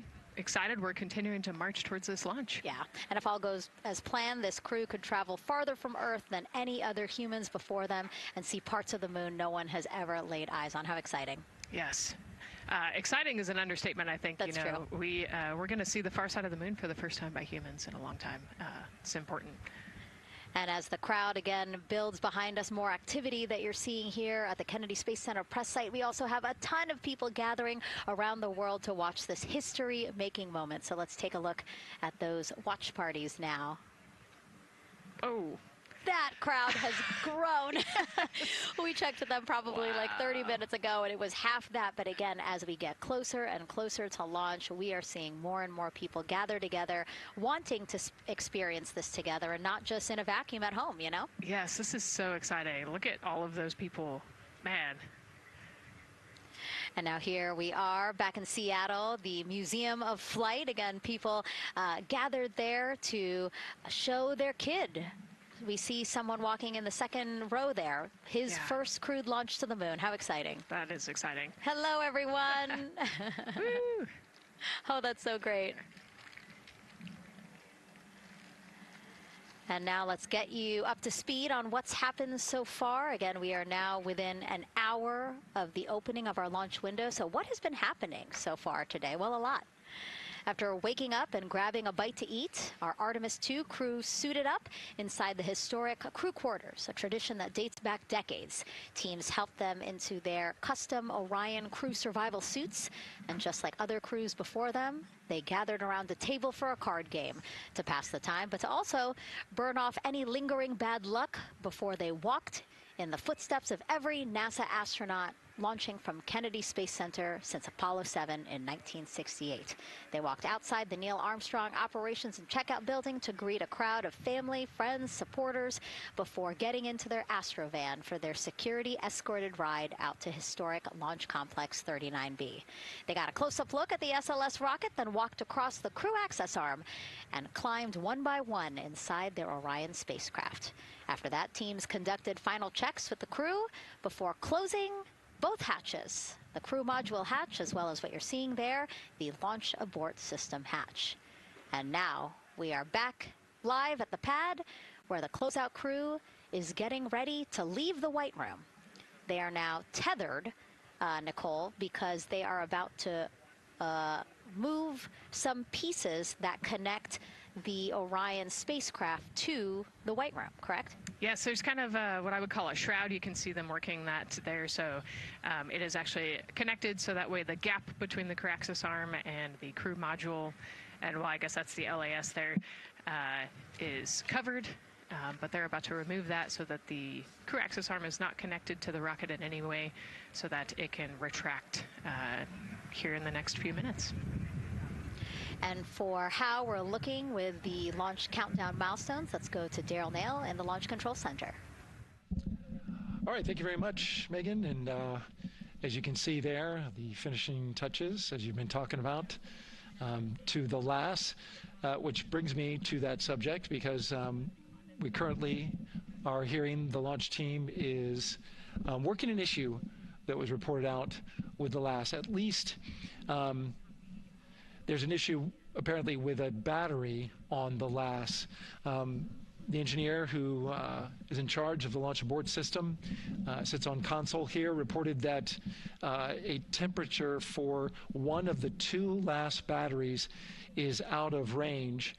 And although it's not a constraint for launch right now, it would be when that temperature is checked inside of T-minus 6 minutes, which is inside of terminal count.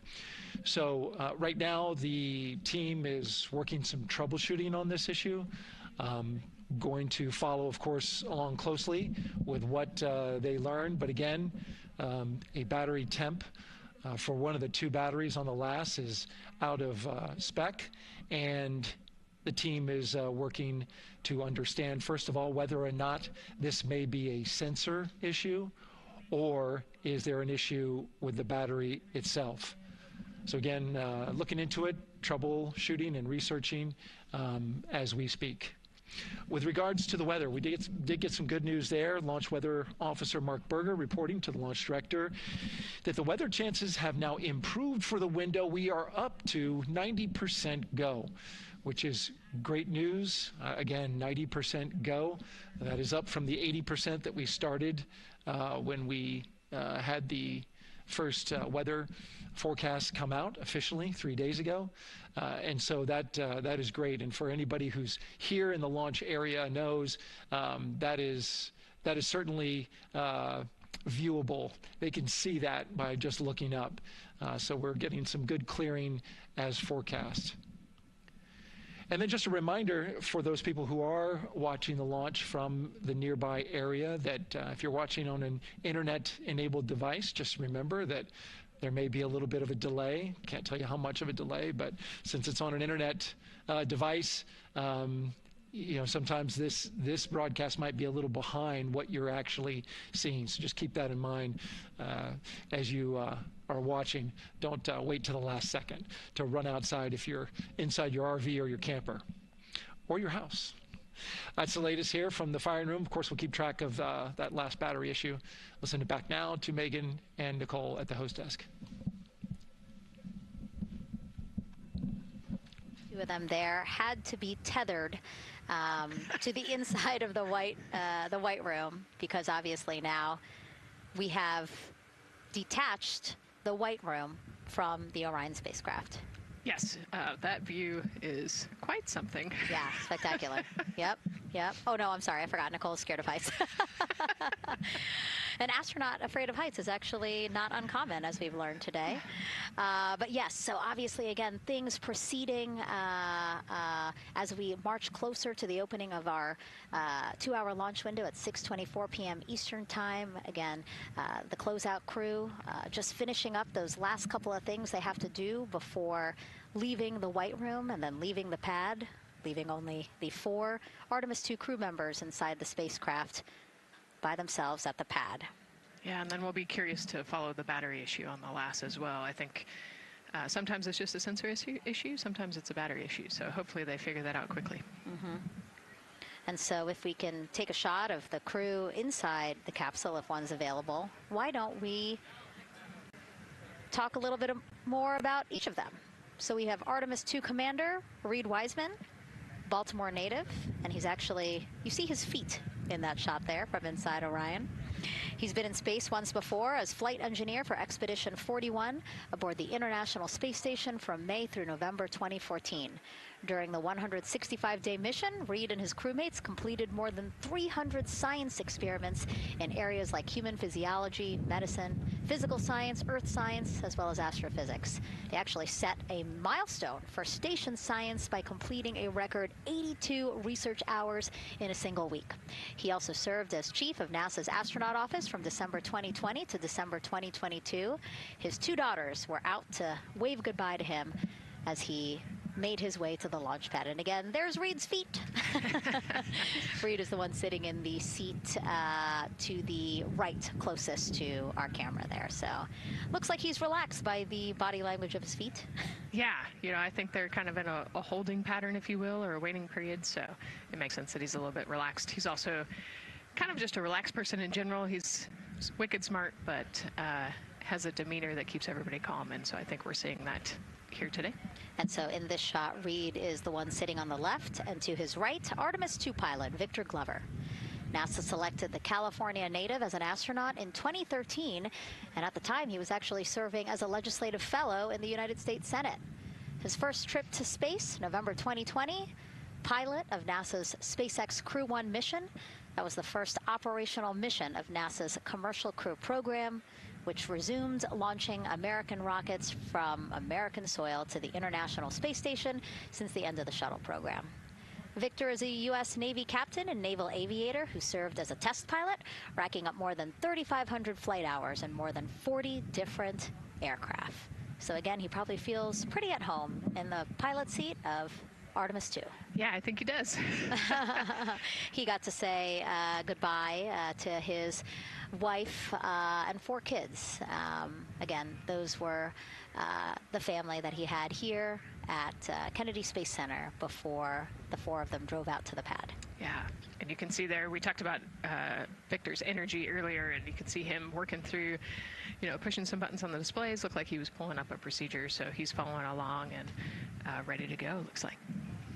And then Mission Specialist Christina Cook, sitting on the upper left-hand corner of the screen there, native of Grand Rapids, Michigan, was selected to the Astronaut Corps in 2013, same class as Victor, served as flight engineer on the International Space Station from March 2019 to February 2020.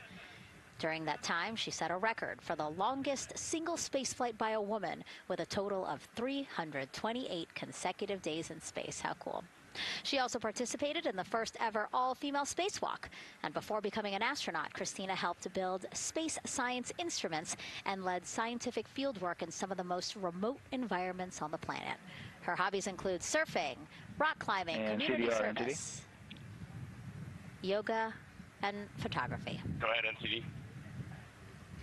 There's a couple of suppressed overvolt messages. We're going to go ahead and clear those off your screen. We see them and we copy. All right.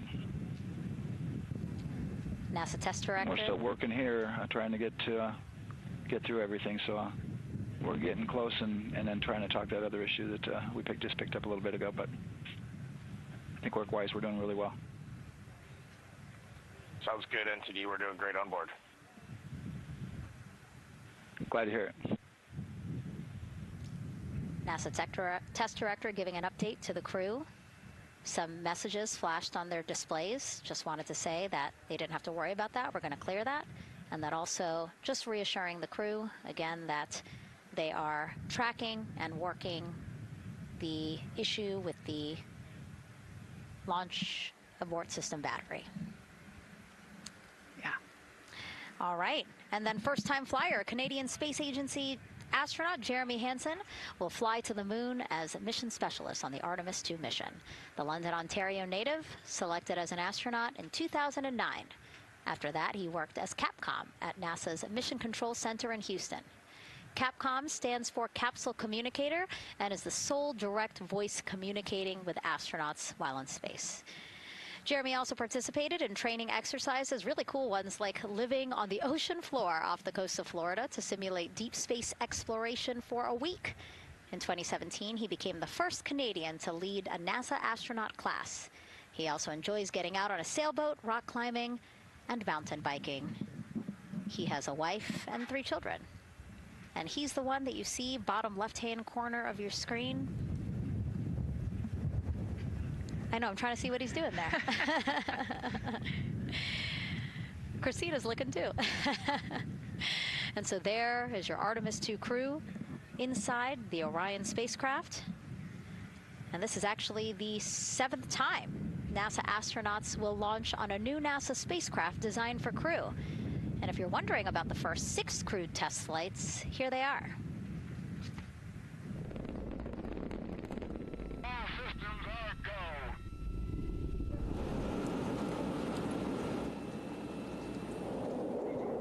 Gemini 3, Gus Grissom, John Young, March 23, 1965. Apollo 7, Wally Schirra, Don Isley, Walt Cunningham, October 11, 1968. Space Transportation System, or STS-1, John Young, Robert Crippen, April 12, 1981. Then NASA SpaceX Demo 2, Doug Hurley, Bob Behnken, May 30th, 2020, followed by NASA's Boeing crew flight test. Butch Wilmore, Sonny Williams, June 5th, 2024. And now,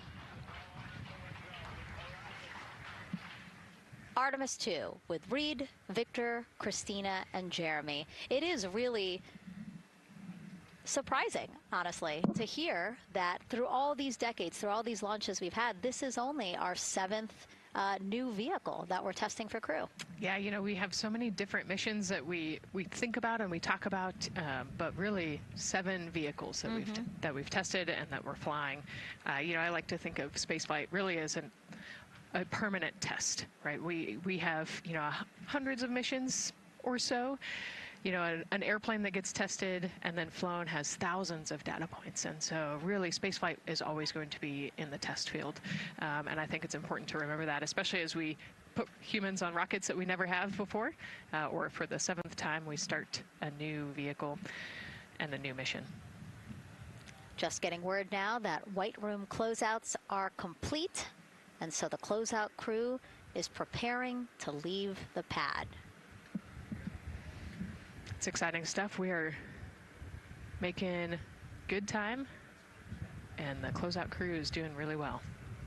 41 minutes, 43 seconds and counting until the opening of our window.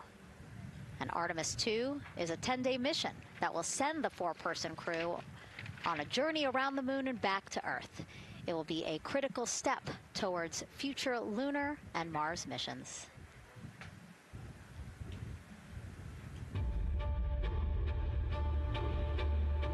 We're going back to the moon because it's the next step in our journey to Mars. We need to go explore the moon. There's vast regions of unexplored areas with the coldest, darkest places in our solar system. This is a test mission, and when we get off the planet, we might come right back home. We might spend 3 or 4 days around Earth. We might go to the moon. That's where we want to go, but it is a test mission, and we are ready for every scenario as we ride this amazing space launch system in the Orion spacecraft. But another reason we're going back to the moon is to fulfill NASA's mission, which is to explore the unknown in air and space, to innovate for the benefit of humanity, and to inspire the world through discovery. And when we succeed and when we accomplish the things that we set out to accomplish, that inspiration not only can set up new things to happen, but it also is a reminder in tough times that we're capable of doing great things when we work together. The thing I love about the moon is that it's not just a beacon for exploration and this platform of possibilities for incredible missions like this, but it has benefits. That's actually why we're racing towards it. Those benefits are really wide in nature. You have everything from innovation, technology development, not only for future missions going deeper into the solar system, but technologies that come back to Earth. You have inspiration, a whole generation of people starting this pipeline of STEM workers and manufacturers and operators that are excited to see what you can do when you work hard and you come together as a team. When I think about the 4 of us flying around the far side of the moon, seeing that Earth rise, taking images and video and sending them back to you, the feeling that I have inside is hope. We know that Artemis 2 is not the solution for humanity on planet Earth, but it is a contribution in the positive column. We hope that just for a moment that people will pause and say, wow, it's extraordinary when you look back upon the Earth with over 8 billion people, and you see this concrete example of what humanity can do, this extraordinary thing when we set big goals and CDR NTD to achieve them.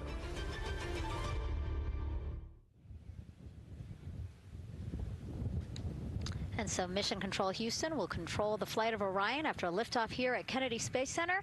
Here's Gary Jordan, who's embedded with that team. Gary, you might have to pause because we did just hear a call out to the commander in Orion. Will do, Megan. I think that was Commander Reed Wiseman responding to prepare for some of the next steps. We are now holding at the T-minus 10-minute hold, expected a 30-minute hold. So we are well on the countdown. We are well on the timeline to meet this L-minus time and launch towards the beginning of the window, but continuing to track progress along the way. Again, I'm here with the Artemis 2 flight control teams in Mission Control Houston. The team in the room behind me has been monitoring the countdown and verifying their own mission-specific launch criteria of the Space Launch System, the Orion spacecraft integrity, and its crew. During the final poll before launch, if all looks good from each of the flight controllers in this room, Flight Director Judd Freeling will report a go for launch from Houston Flight. Upon liftoff, teams here take control of the mission and communicate with the crew while they fly on the Space Launch System. This phase of flight is highly dynamic, and each console position has a dedicated and important role of looking after critical systems. You'll hear calls from Capcom and NASA astronaut Stan Love in this room to the Artemis 2 crew as milestones are reached during the more than 8 minutes of powered flight on the core stage. Liftoff and ascent are just the beginning. This room will be staffed around the clock over the next 10 days to oversee every moment of the mission through splashdown. Here from the Johnson Space Center, we'll be streaming the mission live 24/7 so anyone can follow the crew's journey, take peeks inside the spacecraft, and share the experience of a lunar flyby with astronauts looking down at the moon's surface. Teams here have been rehearsing tirelessly in simulations to throw every conceivable and inconceivable scenario their way. We are ready and eager to begin the Artemis 2 mission. Still milestones to come as we continue the countdown, but we'll be right back with you during the ascent phase of today's flight. With that, Megan, I will send it back over to you at the Space Coast. Thanks so much, Gary. Under 37 minutes until the opening of our 2-hour launch window, 6:24 p.m. Eastern. I've never been more excited for a time. But why don't we send it back over to Megan Carter with the moon board to learn more about what happens after ascent.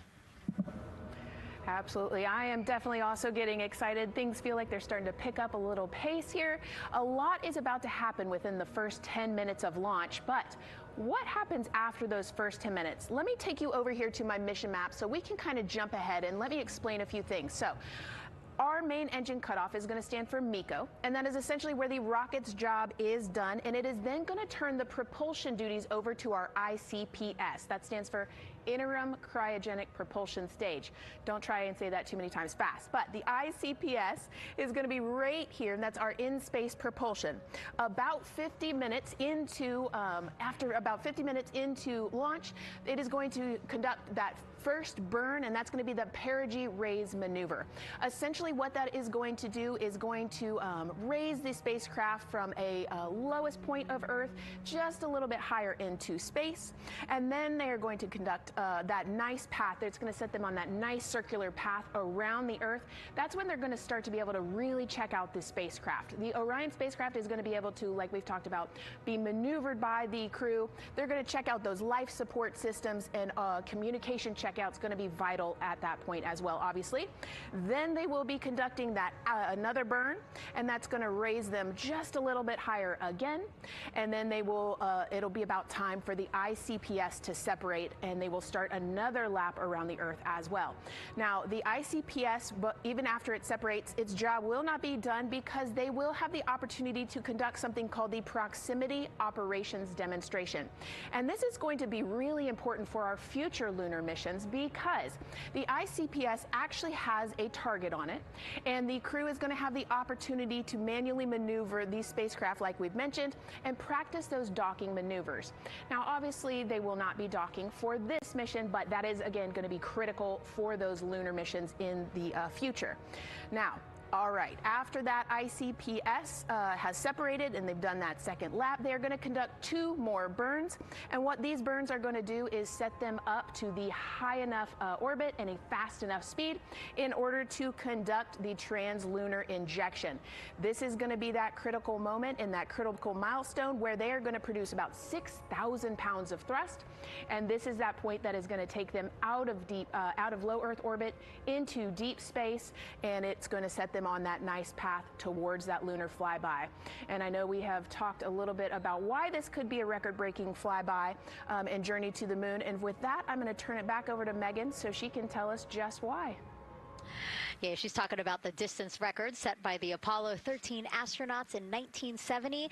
They were 248,655 miles away from Earth, and this Artemis 2 crew might surpass that on flight day 6 when they fly around the moon by more than 4,000 miles. Yeah, it's a long ways.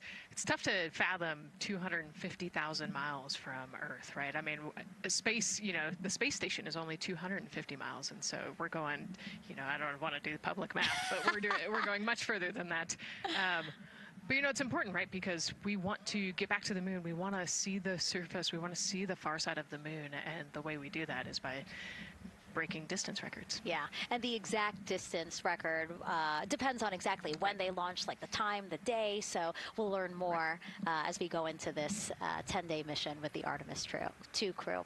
But here we are, 32 minutes, 50 seconds and counting from the opening of our launch window. Feels really, really surreal here as more and more people come to gather on the press site lawn here at Kennedy Space Center.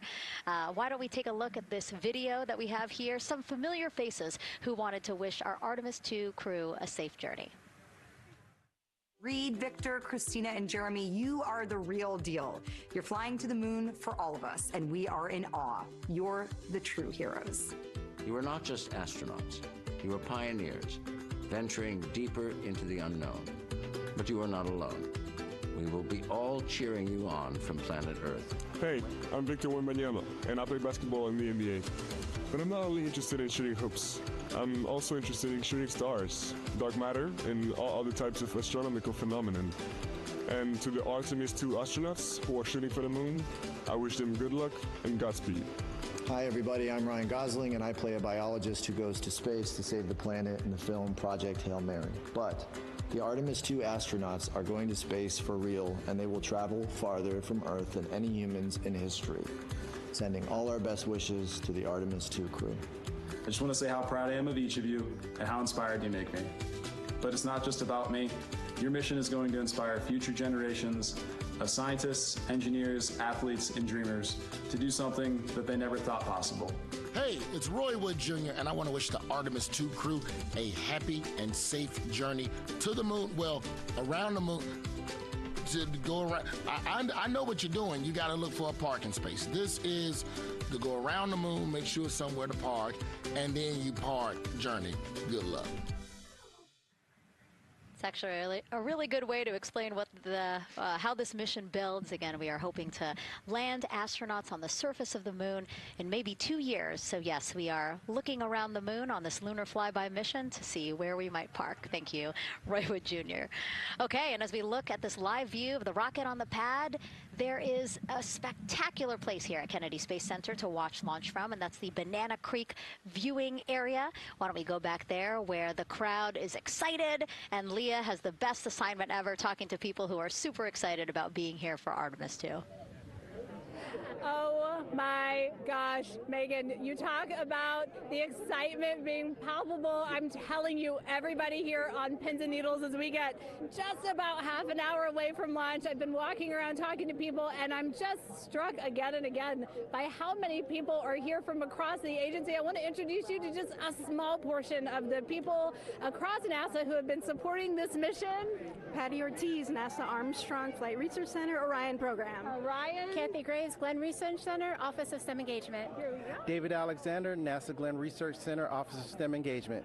Jennifer Becerra, Johnson Space Center, the Office of STEM Engagement. Here we go, right back here. Where are you from? I'm from NASA Glenn Research Center, Joseph Pinakitis. Joseph, here we go. Wes Furman from APL. Maria Arredondo from Headquarters, Next Gen STEM. Mark Robinson, Stennis Space Center, Commercial Space. Amira Flores, Armstrong, Office of the STEM Engagement. Molly Kearns, NASA Glenn, Space Communications and Navigation. Matthew Pierce, Goddard Institute for Space Studies in New York City. Here we go, and right over here. Lauren Ring, Ames Research Center, Data Integration. So we're coming together. We're one big NASA team, one big NASA family, and we have one major message before we launch tonight. Okay, guys, what are we going to say? 1, 2, 3.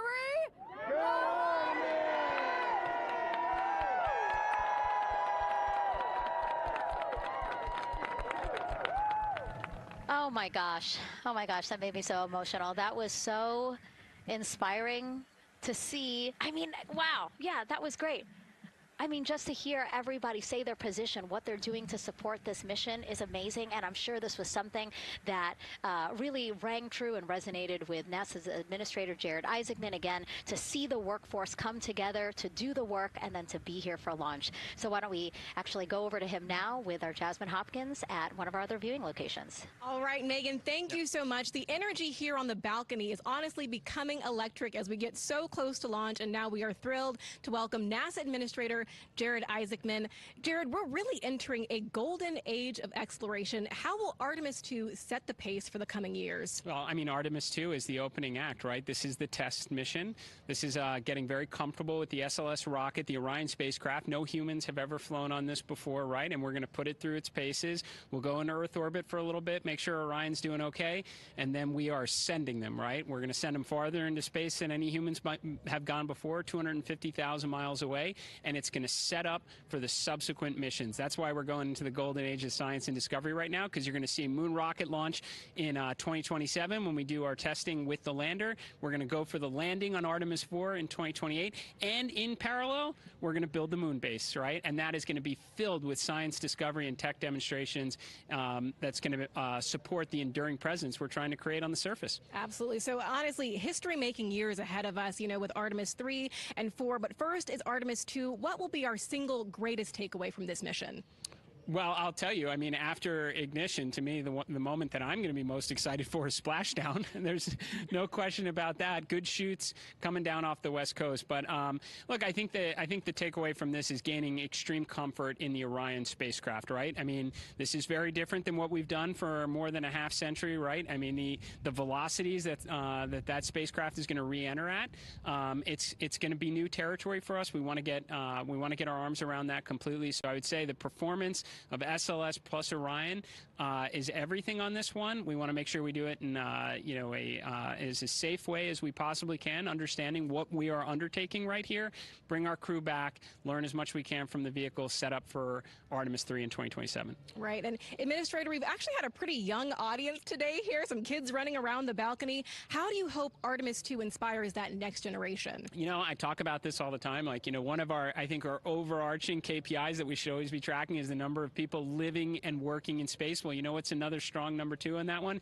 It's the number of kids that are dressing up as astronauts for Halloween, so that they grow up, that they're inspired to want to join in this grand endeavor, whether they come work with us here at NASA or they join in industry, but they're helping humankind venture out farther, pursue all the secrets of the universe. Yeah, I think we'll see a lot of kids dressed as astronauts this year. And finally, Jared, you've really made it a personal mission to get to know the people behind the work at NASA. Do you have any final thoughts, any final words before today's history-making launch? Yeah, well, one, I want to express a lot of appreciation. I'll tell you what, the 4 astronauts on top of Artemis 2 know this. It takes an army to pull a mission together like this, right? Across all 10 of our centers, all of our commercial partners, the international partners that come together to make this possible. My sincere appreciation for everyone who is currently working the mission right now, so getting them ready for launch, that will be watching over them in mission control, recovering this crew when they splash down off the West Coast. I have complete trust and confidence in your abilities. And everybody else who's not directly working on Artemis 2, Artemis 3 is coming up next year. When this mobile launcher gets back in the VAB, we're going to start stacking. Wow, plenty of excitement ahead of us. Jared Isaacman, thank you so much for being here. Thank you. Thanks for being here. Of course. All right. And with that, let's get back to the countdown with NASA's Megan Cruz. Under 25 minutes and counting from the opening of our 2-hour launch window, and take a look at all these people behind us. I literally, every moment I turn around and I see the clock, I am like, oh, wow. Oh, wow. There are more people and less time. Yes, exactly, which is a great problem to have. Yes. Now, this first crewed test flight of NASA's Artemis program coincides with the 250th anniversary of our country's founders signing the Declaration of Independence. Exploration is a part of America's DNA, and it continues now with our return to the moon. 250 years ago, 13 colonies laid the foundation for the greatest. Noticias Señal 2 junto a Daniel Silva y el profesor José Massa. Hasta aquí Mega Noticias Mundo, que estén muy bien. Buenas tardes.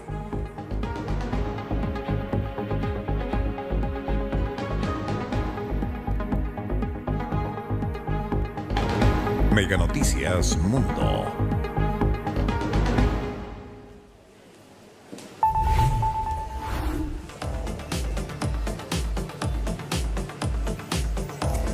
¿Cómo están? Muy buenas tardes. Los saludamos a todos en esta transmisión especial de Planeta Futuro con una imagen que marca una nueva página en un nuevo capítulo de la historia de la exploración espacial. Quedan minutos, imagen en vivo y en directo, cuenta regresiva con este sistema de lanzamiento espacial. ¿Me repite, señor director? Houston me acaba de decir, estamos a 23 minutos y contando para iniciar la segunda etapa de la misión Artemis o Artemisa. 4 astronautas que han entrenado muchísimo, que se llevan preparando durante meses o años incluso para llegar a este momento. Porque durante más de 50 años La llegada a la Luna ha sido parte del pasado. Toda una generación creció viendo las imágenes de Neil Armstrong y el Apolo 11, poniendo un pie en la Luna y diciendo esto es parte del pasado. Bueno, estamos reescribiendo la historia, estamos avanzando en la historia. Ahora la misión, el programa Artemisa, sigue avanzando y después de varios intentos, a esta hora quedan 22 minutos. Tenemos nuestro contador también para que se enciendan los cohetes, los propulsores y pueda comenzar esta aventura. La NASA no ha dejado ningún detalle fuera de consideración. Han probado todos los sistemas y esta prueba va a marcar el regreso de los seres humanos a la órbita lunar. Vamos a llegar hasta allá. Vamos a sobrevolar la Luna, vamos a orbitar la Luna y vamos a volver. Ese es el plan en una misión que dura 10 días, que tiene una dificultad técnica impresionante. Los sistemas han cambiado, el cohete es distinto, la electrónica es distinta, la finalidad de este programa es distinto. Y allá en Cabo Cañaveral, en la NASA, en el centro espacial, están todos...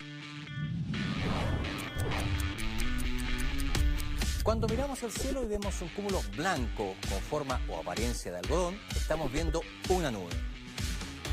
Estas son imprescindibles para la vida del planeta. Expectación, no solo en la NASA, también en la Agencia Espacial Europea, que ha participado también en el diseño del habitáculo de la nave Orión, que esto es muy, muy importante también. Vamos a estar conversando en extenso respecto de la relevancia de esta misión. ¿Qué es lo que se está preparando? ¿Qué viene después? ¿Cuáles son las siguientes etapas de este programa? La verdad es que es un día que puede ser histórico, que puede ser muy emocionante. Se han probado absolutamente todos los sistemas y vamos a estar con un premio nacional, un conocedor, lo están viendo en imagen, el profesor José Massa, que está con nosotros. Quiero aprovechar de saludarlo y también Eduardo Bendic, que lo estamos viendo. Profesor, parto con usted. ¿Cómo está? Muchísimas gracias por participar de esta transmisión. Bueno, emocionado de ver cómo volvemos al espacio, al gran espacio exterior, porque estábamos encerrados en la Tierra. 53 años encerrados aquí, porque ir allá era muy caro, porque ya habíamos ido muchas veces, etcétera. Pero ahora vamos de nuevo. Vamos de nuevo, lo ha dicho el profesor y vamos a estar hablando por qué. ¿Por qué es relevante ir a la Luna nuevamente? Pero también mucha expectación, mucha emoción desde donde está ocurriendo todo. Desde la NASA también. Si aquí tenemos nervio en este estudio, imagínense ustedes cómo están en el centro de control, comando y control de la NASA. Estamos en contacto con Eduardo Bendic también, que está allá en Estados Unidos, en la NASA. Eduardo, por favor, adelante. ¿Cuál es la sensación hasta ahora? Hola Daniel, está todo muy efervescente, están las reuniones suspendidas de los que estamos en otros proyectos laterales y estamos ahora, están todos los colegas en la sala donde se está viendo la transmisión. Yo me vine a otra sala separada para poder participar acá con ustedes y la verdad es que hay mucha emoción, hay mucha expectativa, hay muchos instrumentos que dependen de este nuevo regreso a la Luna, porque en este minuto no solo se dice vamos a ir a la Luna para llegar a la Luna, sino que hay todo un plan de instalar una base y junto con eso hay planes para los científicos que llevemos instrumentos a la Luna. Entonces han habido muchos anuncios de oportunidades nuevas, así que estamos todos empezando a planificar cómo vamos a aprovechar la Luna para hacer ciencia y para estudiar. Otra cosa que te quería comentar es que si bien se fue a la Luna en el proyecto Apolo, después ha habido este gap, este periodo sin ir a la Luna, porque no se han dado las condiciones geopolíticas, no se han dado las condiciones, tienen que haber muchas piezas que tienen que encajar y alinearse para que esto parta de nuevo. Y lo que estamos presenciando hoy día es el inicio de una nueva colonización espacial, pero esta vez un renacimiento que es para quedarse, un renacimiento para quedarse, que va a continuar con empresa privada, que va a continuar con distintos gobiernos, y ahora es un escenario mucho más complejo, que es público-privado, que tiene elementos de distintas naciones, así que va a estar muy entretenido para seguir todo lo que está pasando. Ahí está Eduardo Bendic, que nos está acompañando en esta transmisión. Gracias de verdad, Eduardo, por concedernos estos minutos directamente desde la NASA. Sabemos que hay mucha expectación también. Cada sistema se prueba una y mil veces en la NASA, cada tornillo, cada sistema electrónico también, para que todo funcione a la perfección y lo más importante, proteger la vida de los 4 astronautas también que están participando de esta empresa colosal. La verdad, profesor, vuelvo con usted.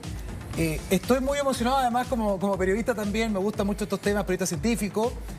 Estas imágenes para mí siempre fueron parte del pasado, cuando veía las misiones Apolo, del 69 al 72. Usted mismo lo pudo ver en vivo y en directo. Ahora yo también, igual que usted, voy a poder observar, si todo sale bien, cómo se desarrolla también esta misión en las próximas etapas. ¿Se acuerda usted la emoción que sentía también en aquellos años, en el 69? Sin duda, sin duda. Bueno, mira, es que es una generación entera. Sí. Tú no habías nacido cuando fuimos a la Luna. Entonces, mi generación fue a la Luna, pero la tuya no. Entonces han pasado 53 años en que estábamos en el barrio nomás. Fíjate que la Estación Espacial Internacional está a 400 kilómetros de altura. La Luna está a 400.000 kilómetros. Entonces estamos hablando de una distancia 1000 veces más grande que la Estación Espacial Internacional. La Estación Internacional es el kiosco en la esquina. Exacto. Esto es bastante Y esto queda, si esto fuera un metro, lo otro queda 1 kilómetro. Entonces, es muy bonito. Y esto es igual que el Apolo 8.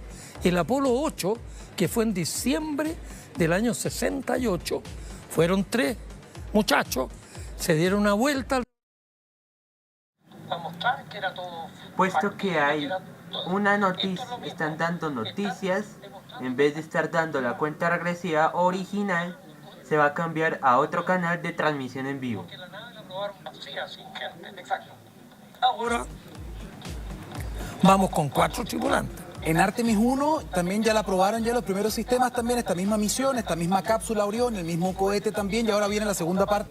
Cutouts that are included for this 2-hour launch window, and that's important. They're in very small print. That's important because there's basically 16 minutes inside this window that they cannot launch, and these are because of. Ahora sí tenemos la transmisión que es y con la cuenta regresiva que es. Back in Artemis 1 when we had 35 to 40 cutouts. For that reason, because of these 156 cutouts, they're going to be managing the launch window as we go forward. So they may have to wait out one of these cutouts. They range in time between 2 seconds to 23 seconds, but you'll hear the NASA test director talk through that. We're getting ready to merge that loop from NASA test director Jeff Spaulding.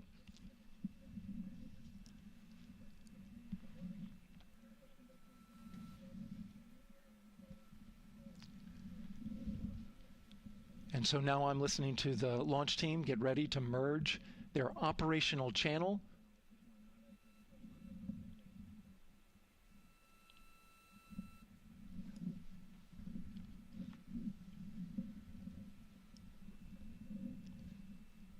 We're now entering one of the most consequential phases of launch day, and that's terminal count, the final 10 minutes. And OTC, NTD on 212 for comm check.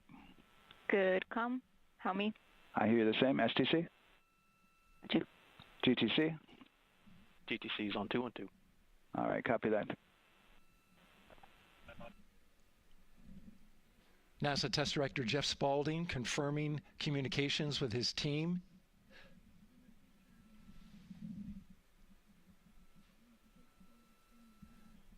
There will be 2 polls that we'll hear. One from Spaulding, the NASA Test Director, confirming the ground systems and the launch team are ready to proceed. At this point, we have a clear board, no constraints, but we need confirmation from each individual on the NASA Test Director team. So we'll hear him poll his team.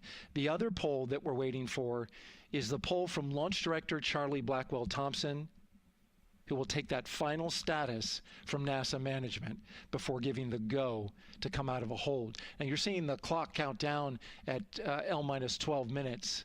CCL, OTC, Orion, RS1. CCL. Yes, sir. Reconfigure ARS primary loop ISO valves. Copy, that's in work. And CDR, OTC, Orion, RS1. Go. ARS loop ISO valves are being closed at this time. Integrity copies. NGDLP. Go. Yes, I had a discussion with Sea Ice and with MER Manager regarding the observation the Sea Ice had a few minutes ago. They were able to confirm with BCI photos that the condition that they observed has been there since 2025. MER Manager has had a chance to review the findings, and they do not have any constraints from either a Sea Ice or MER Manager perspective. Okay. Copy all. And Launch Director, NTD, you copy? Yes, sir. I copy. That's good news. OTC CCL 212. OTC. ARS primary loop isolation valve configuration is complete. Copy.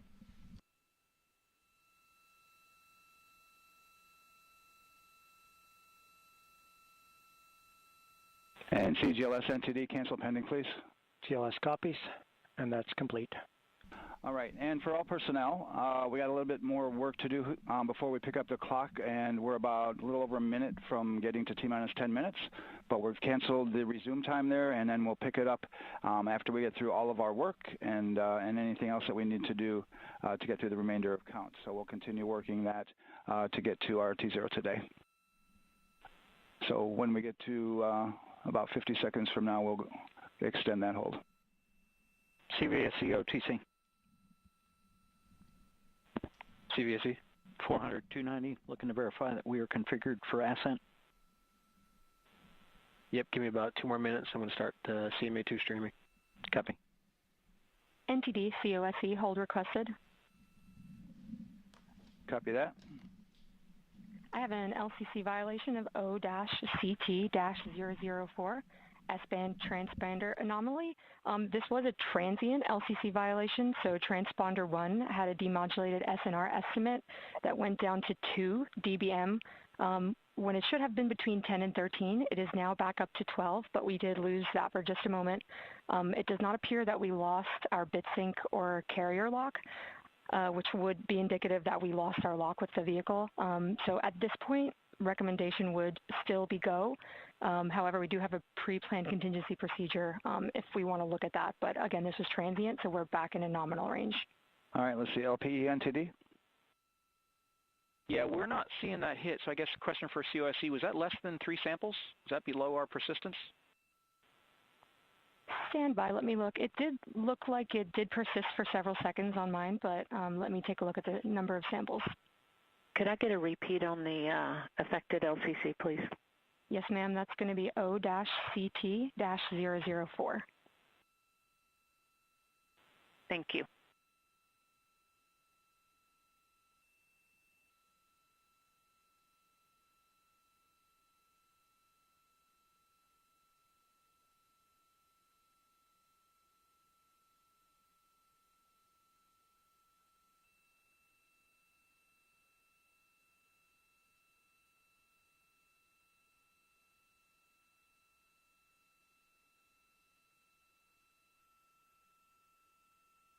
Yeah, us taking a look at the data right here, looks like that was a single sample. Yeah, copy that. RFTS does report that they also lost lock for about 5 seconds. So I would love to ask KUS and see if they also lost lock with the vehicle for any extended amount of period.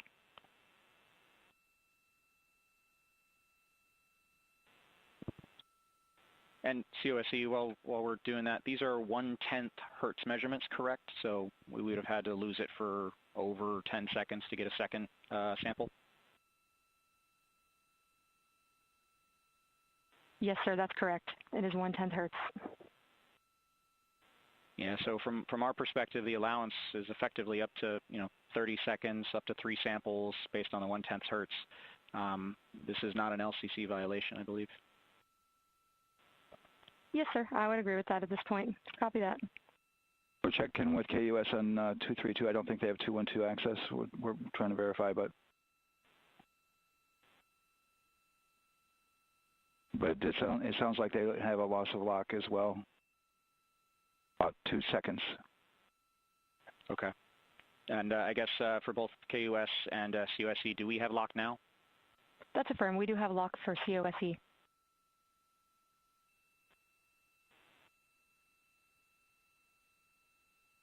Yeah, so from the integration console perspective, we did have a temporary loss there within the allowable, and per the requirement, let's go. And this is Houston Flight. We have lock and we have good telemetry here in GSC. And KUS is reported to they have good lock now. So with all of that, OSC, then are we in a go configuration per your LCC? Yes, sir. Recommendation would be go. Okay. LPE, you concur with that? Yes, sir. LPE concurs go. And Launch Director? Yes, sir. Launch Director concurs go. All right, and I'm going to go ahead and just verify everybody has everything else complete, Launch Director, and if we do, we'll be ready to pick up the poll at that time, unless there's something else that you're aware of. No, sir. Let's verify all our work is complete, and I would like one last check of our constraints list. All right, let's see. OTC, are you still waiting for ComConfig, or are you complete? That is affirmed, sir. Okay, is that your only open item? Yeah, OTC, this is CVSC. That 400 step 290 is complete. Copy. Okay, so OTC, you're complete with all of your work? That's affirmed. All right, copy that. STC? STC is complete. And GTC? GTC is complete. Okay, excellent. All right, and LPE, just want to verify we have no open constraints at this time. No open constraints. We have a clear board, sir. Okay, tracking the same here. And Launch Director, with that, we are clear and ready to pick up the launch readiness poll with your go. All right, sir. I am go for the poll. All right. And for all personnel, this is the NTD conducting the Artemis II launch readiness check. Verify ready to resume count and go for launch. OTC. OTC is go. STC. STC is go. GTC. C's go. MCO. CO is go. Safety Console. The Safety Console is go. LPE. LPE's go. RTD. RTD's go. Houston Flight. Houston Flight is go. ROC. ROC is go. And CDR. Crew is go. Copy that. Thank you, Reed. And Launch Director, NTD, our launch team is ready to proceed at this time. All right, NTD, I copy all. At this time, I'll perform my poll. Attention on the net. This is the Launch Director performing the final poll for launch, verifying no constraints, and go for launch. EGS, Program Chief Engineer. Artemis Chief Engineers are go. Copy, thank you. EGS, Chief Safety Officer. Artemis CSOs are go. Copy, thank you. Range Weather. Launch weather is go. Thank you, LWO. And Artemis MMT Chair. MMTs go. Thank you, John. And Integrity Launch Director. Good Air West Charlie, PLT. Thank you, Charlie. This is Victor. We are going for our families. MS1. This is Christina. We are going for our teammates. MS2. This is Jeremy. We are going for all humanity. All right, Charlie, your Artemis II crew is go for launch. Full send. I copy that. Reed, Victor, Christina, and Jeremy.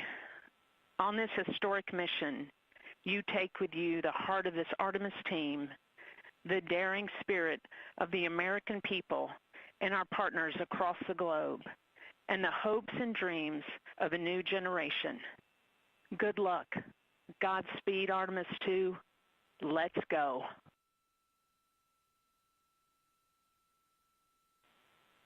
And NTD Launch Director. Go ahead, Launch Director. Yes, sir. You have a go to proceed with countdown. Copy that. I'll put it in work.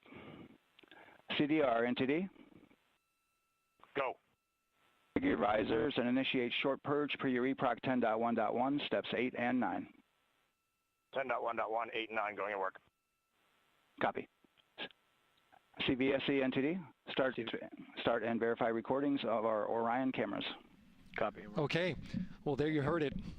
RSR, NTD. RSR. They're getting ready to start terminal count. Arm rotation enable at this time, please. It's currently at T-minus 10 minutes.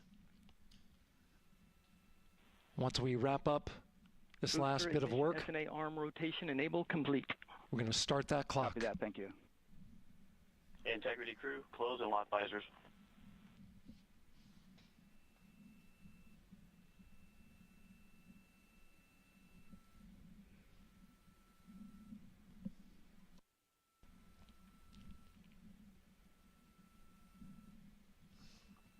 You heard an issue, worked in real time with telemetry lock on the Orion. It was transitory, it was very short. Puesto que se ha detenido el tiempo de la cuenta regresiva, todos vamos a estar muy pendientes en cuanto diga de 10 a 0 que despega el cohete. Así que vamos a estar muy pendientes porque la cuenta regresiva la detuvieron por alguna razón que no se sabe por qué. No se sabe si se sobrepasó una nube, lo están evaluando. Entonces no sé de qué fue el motivo de que pararan la cuenta regresiva. Pero de todos modos vamos a estar pendientes por si llega a despegar el cohete. And for all personnel, once we get that short purge verification, we'll verify that we are clear to go, and then we'll proceed with the terminal count.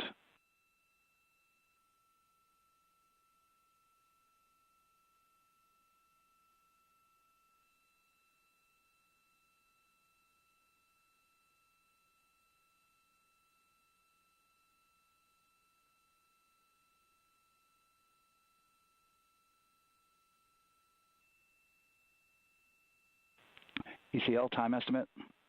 About a minute. Copy.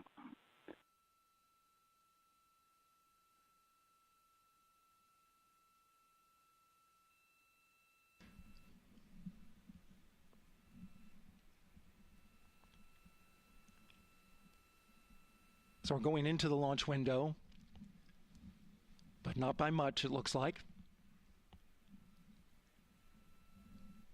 Just wrapping up some final work. And once that's completed, you'll hear NASA Test Director Jeff Spaulding ask for the ground launch sequencer operator to go ahead and start the clock. The ground launch sequencer is an application software. It runs on top of the launch control system in the firing room, acts like a conductor of an orchestra, executing hundreds of commands in precise order and timing. It's all autonomous. Entity CCL 212, short purge initiations verified. All right, copy that, and we're verifying our constraints.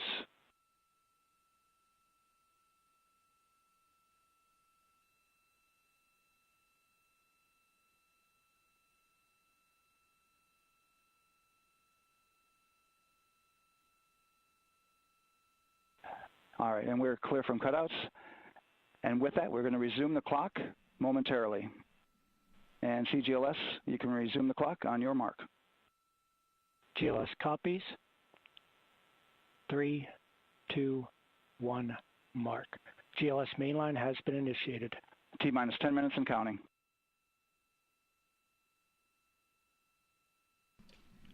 And that begins terminal count. Our new T0 is 6:35 p.m. Eastern Time. 6:35 p.m. Eastern Time. We are now counting down to liftoff of Artemis 2.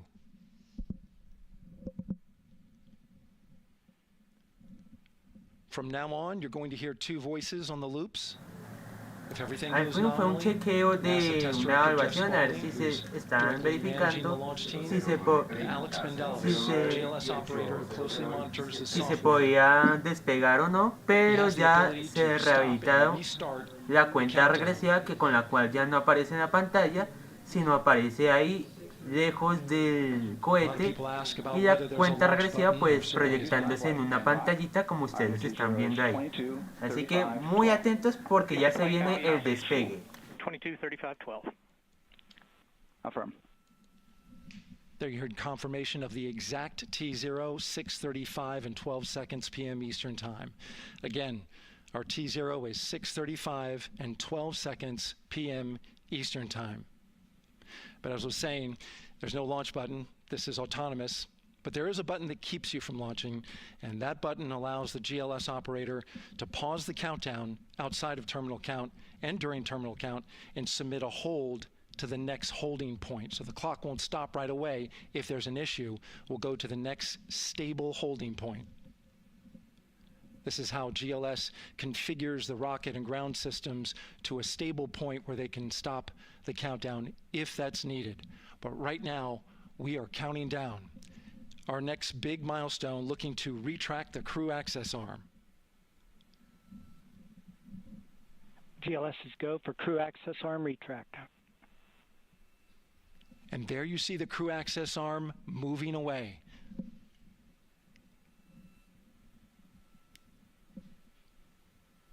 That's the path that the astronauts took to ingress into the rocket.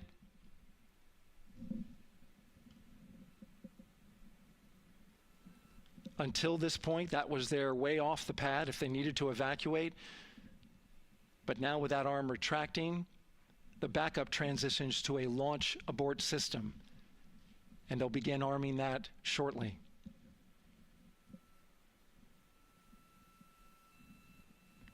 Of course, the launch abort system, great shot there of the crew access arm. En este momento se da la apertura a las abrazaderas de seguridad que sujetaban el cohete, como ustedes lo pueden ver ahí, que se está moviendo, dando el paso para cuando el cohete vaya a despegar, no tenga inconvenientes para salir. That protects the lives of the astronauts.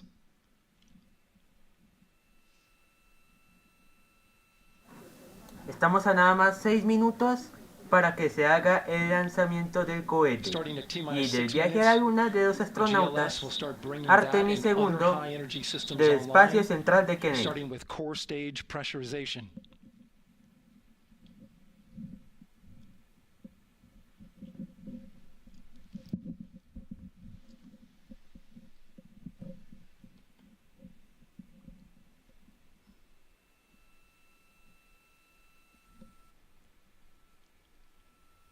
Weather is 90% go, the range is go, all systems are go.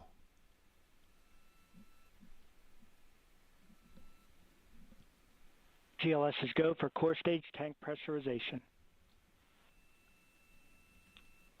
That means the replenish valve for the liquid hydrogen tank has now closed, and that tank is beginning to pressurize to flight levels because that hydrogen is naturally boiling inside the tank. We'll get the liquid oxygen tank a little later in the count. Now the team is waiting for verification that, if needed, the Artemis II crew could use the launch abort system to pull Orion safely off the top of the rocket in an emergency. Let's listen in for that call. GLS verifies last capability available. And CDR, do you copy? CDR copies, last available. That's great news, and you heard the NTD verify that with the commander of the mission. GLS is go for FTS arm. Now work is being done to arm the flight termination system. This is so the range safety can send a flight termination command if the rocket flies too far off track. There's a brief built-in delay so the launch abort system has time to pull the astronauts to safety first. GLS is go for LH2 high flow bleed check. All right, the high flow bleed check. That's so the cryo team gets verification that the RS-25 engines, all 4 of them, are in the proper temperature range for launch.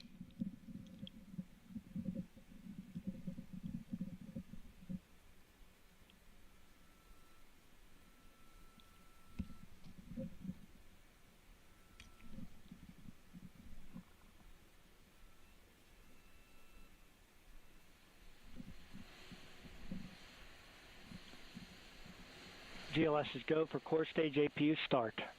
Core stage APUs start. Those are auxiliary power units, high-speed turbines which provide pressure to hydraulic pumps that steer the RS-25 engines. We're going to see a gimbal test a little later at T-minus 2 minutes and 30 seconds.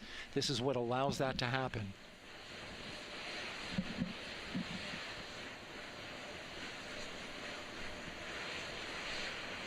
coming up in about 20 seconds. We're listening for go for purge sequence 4. That's a helium purge of the 4 core stage engines downstream of the propellant valve. This gets all the air and moisture out of there.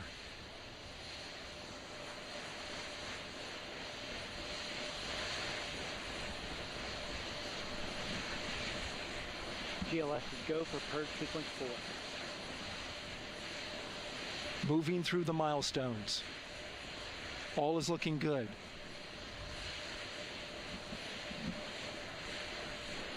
Coming up in just a few seconds, we're going to get that thrust vector control actuator test.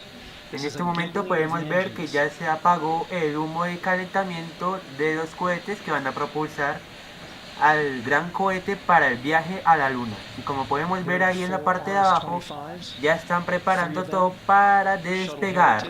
One of them built from shuttle parts. And there you see them moving.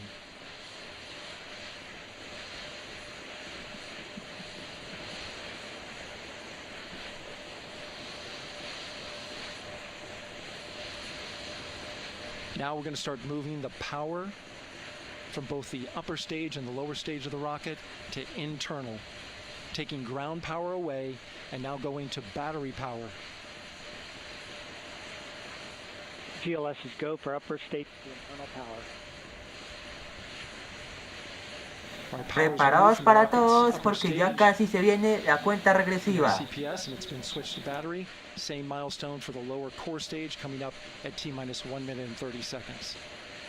Right now, the 4-person Artemis 2 crew is 248,000 miles away from the moon. And if all goes well, they will fly by it in 6 days. GLS is go for core stage to internal power. All right, there's the rocket's core stage, which houses 3 flight computers, is now on its own power. There's no more hold time because there's no more margin on these batteries. So we would have to recycle back to T-minus 1 minuto 10 segundos. ¿Preparados todos?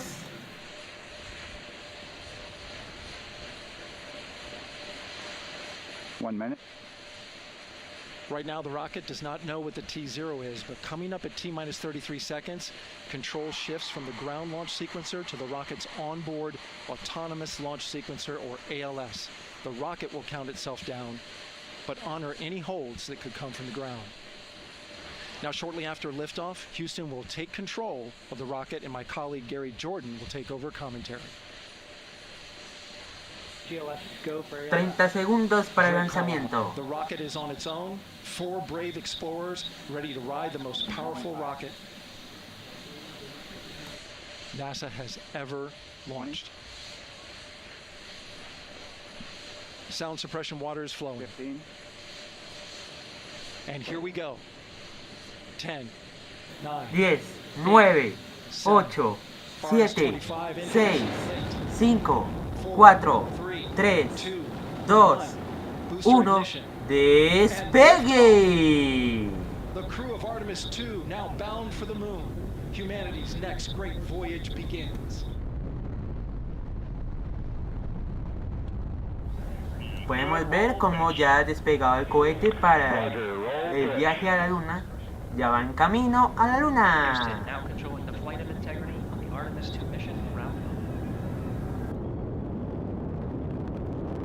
Integrity, AMT high. AMT high. On time, passing 30 seconds into the flights. Integrity passes the alternate beacon. Target milestone. Mission Control Houston seeing good performance on the 4 main engines. Space Launch System core stage. Integrity, 3 miles in altitude. Traveling more than 1,200 miles per hour.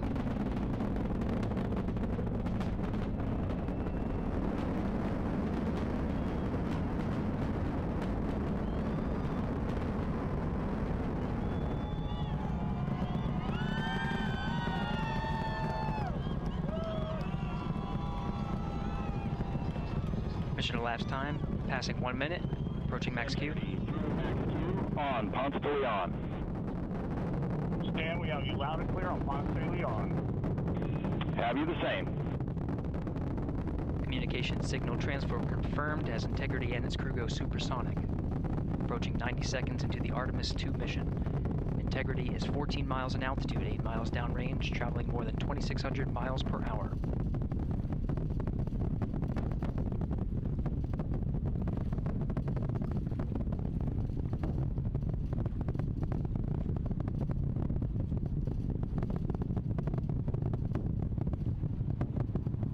El cohete sigue tomando altura de la misma forma en que llega al espacio y sale de la Tierra. Solid rocket booster separation expected at the 2-minute 9-second mark. We see throttle down.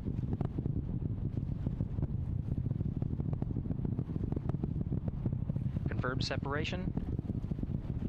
Main engines throttling up, guidance converged. Acá, como podemos ver, ya se han despegado dos cohetes que son los que le daban el impulso al cohete para que se elevara más y más para llegar a la Luna.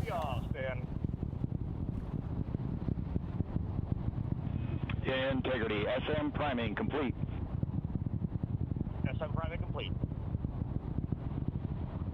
2 minutes 45 seconds of mission elapsed time into the Artemis 2 mission. Thrusters on Integrity and upper stage confirmed in a ready state ahead of service module fairing separation.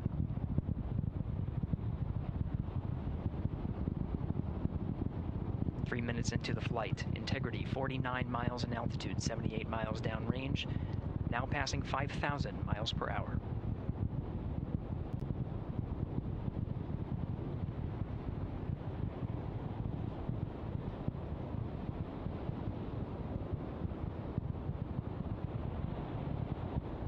Standing by for launch abort system jettison.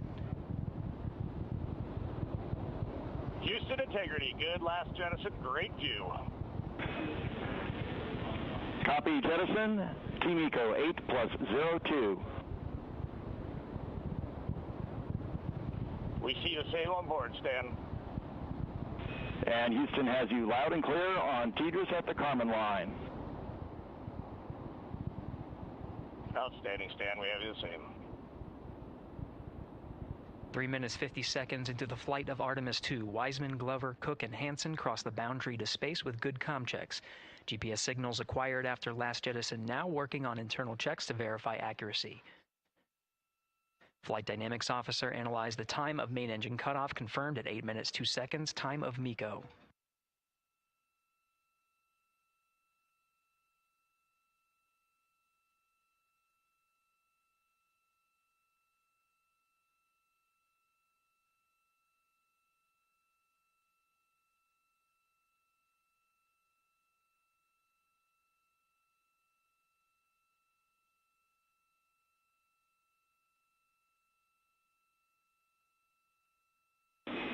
Integrity, GPS processing.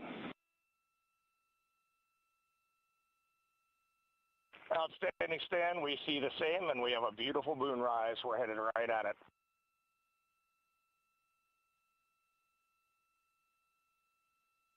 Approaching 5 minutes into the flight, Commander Reed Wiseman confirms he has visuals of his destination. GPS guidance, navigation, and control software finishes internal checks and sends to navigation channels. Integrity, 3 engine press. 3 engine press.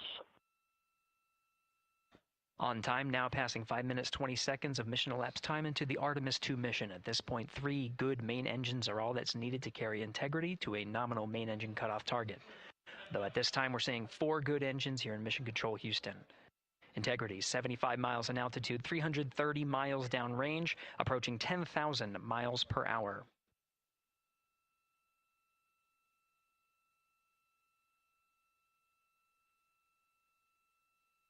De esta misma forma, la cuenta regresiva descendente se ha convertido a una cuenta regresiva ascendente. Integrity, looking good at 6 minutes. Same on board, Stan. Good trajectory and engine performance. Booster officer will soon report the shutdown plan to Flight Director Judd Friedling, expected at the 7-minute mark. Integrity, 78 miles in altitude, 460 miles downrange. Integrity, expect nominal shutdown. Integrity copies nominal shutdown.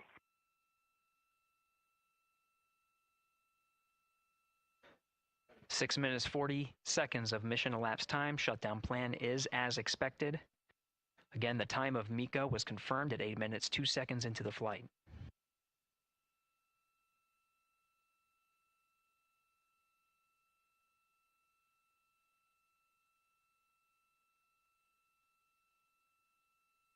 Seven minutes of mission elapsed time. Throttling down as we approach the abort once around option. Milestone at the 7-minute 30-second mark.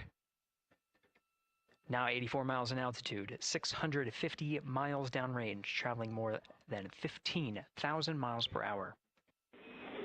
Integrity, AOA open. AOA open. The window is now open for an abort once around option that would target splashdown in the Pacific Ocean. Still following nominal ascent at this time.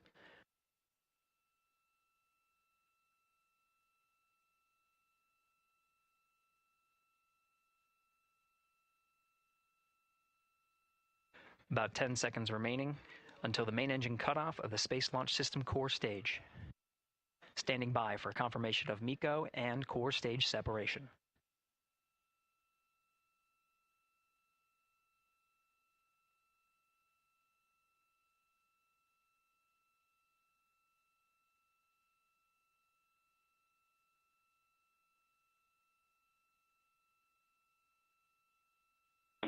Integrity and nominal MECO, core stage separated.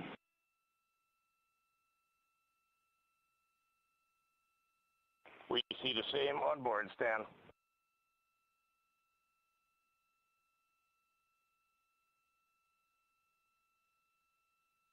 Eight minutes, 40 seconds into the flight, we have a nominal main engine cutoff heading in the right trajectory on the way to swing around the moon. Core stage has separated, done its job. The Space Launch System upper stage, the Interim Cryogenic Propulsion Stage, or ICPS, still attached to the Orion spacecraft. De esta forma se están desprendiendo algunas de las partes del cohete que con la cual ya ha llegado al espacio correctamente y con la cual solamente dejó la cápsula donde se encuentran los 4 famosos astronautas. Integrity Houston, looking ahead to PRM numbers so far per the pad.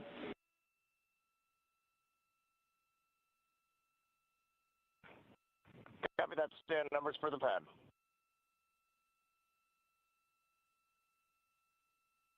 Capcom Stan Loves now reminding the crew that the perigee raise maneuver time of ignition is as expected prior to booster ignition. That time being 49 minutes, 50 seconds of mission elapsed time.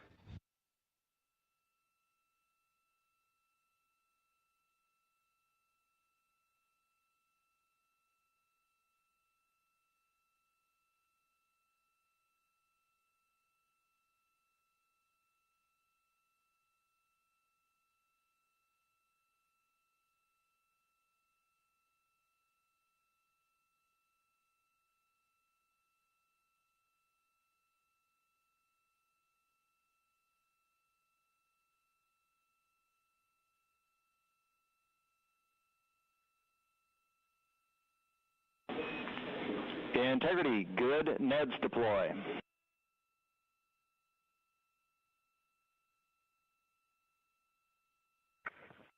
Copy that, Stan. Good, Neds.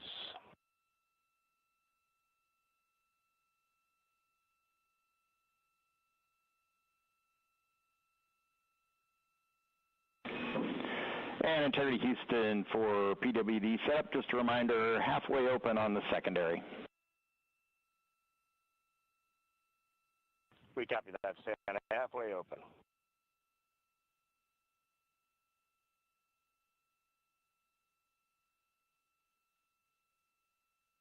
Passing 11 minutes of mission elapsed time. Overhearing the conversation between Capcom Stan Love and Commander Reed Wiseman, already passing some milestones. We have a good nozzle extension deployment system. That is confirmed. Complete. We also have the visors are confirmed up. Now past the dynamic phase of flight, that is ascent. Their launch and entry suits that provided them an extra layer of protection. Now not as needed. They're going to raise those visors. And later in today's mission, they will begin to egress or get out of the suits to begin some of their initial tasks of activating some of the systems aboard in the Integrity spacecraft. It's passing 12 minutes of mission elapsed time. Again, the perigee raise maneuver that's targeted near 50 minutes of mission elapsed time, 49 minutes, 50 seconds. That's what the crew is going to be working towards. The Commander Reed Wiseman, pilot Victor Glover will focus on preparing for that milestone. In the meantime, mission specialist Christina Cook and Jeremy Hansen will start some of the activation of environmental control life support systems. You may hear confirmation of their activation over the Orion to Earth communication network.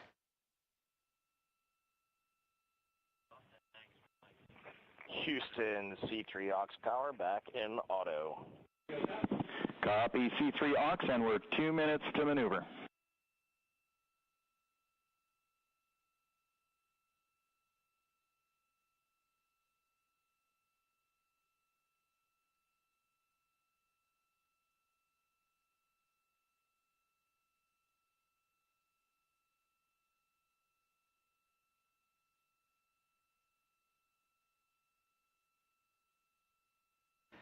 "13 minutes and 30 seconds of mission elapsed time. We're going to continue to follow the crew of the Artemis 2 mission.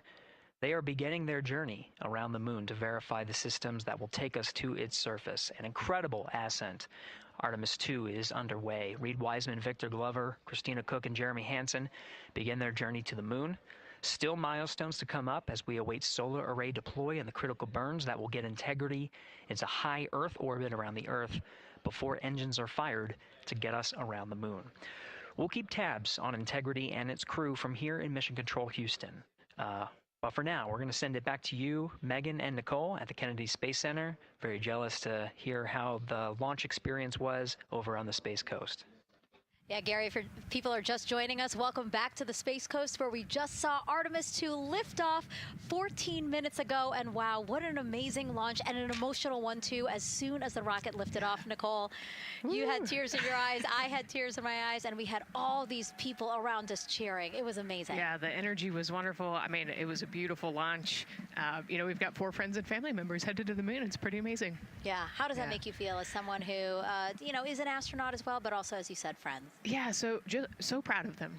You know, man, we don't have the words in the English language to describe this kind of an event, and pride, love, so many emotions. You know, they are truly breaking some barriers, and hopefully, you know, as Gary just said, they've got a long day ahead of them, so wishing them well on everything. But so far, what a beautiful launch to watch. Yeah, to be returning to the lunar orbit in more than 50 years.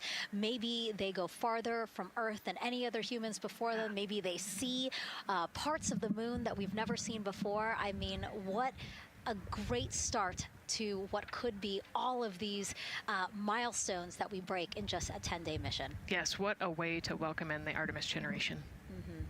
Yeah, how do you feel? I mean, we saw some beautiful shots we were covering of course, the rocket, of course, the Earth falling away as we continued up into our ascents, but also some of those crowd shots where we saw young and old, just emotional, overcome by this history-making moment. Man, we are going back to the moon for all, and we saw that today. We saw that in all the crowds. And yeah, you guys just saw that view, the sunrise or sunset, I guess. They just made it over the crest of the Earth, and you could see the sun peeking over. One of my favorite views from space. And I can't imagine what they're looking at now, and I can't wait to see what they're looking at in about 5 or 6 days. Yeah, and you know, I know a lot of people are like, you know what, I'm surprised this launched on the first try, because we know, like any little thing, we have to be keeping safety in mind, and we want to make sure we're ready to go. But we were ready to go, and I think it surprised a lot of people. What a wonderful surprise on this Wednesday evening. It did, you know, and it kind of surprised me as well. But you know, it's just a testament to the team here that has been working so hard on Artemis. You know, Artemis 1, we learned a ton of lessons. We learned a ton from the wet dress for Artemis 2. We were able to go in, fix those things. We even had a couple mishaps today, not mishaps, but a couple, you know, anomalies today that the team creatively came up with solutions for.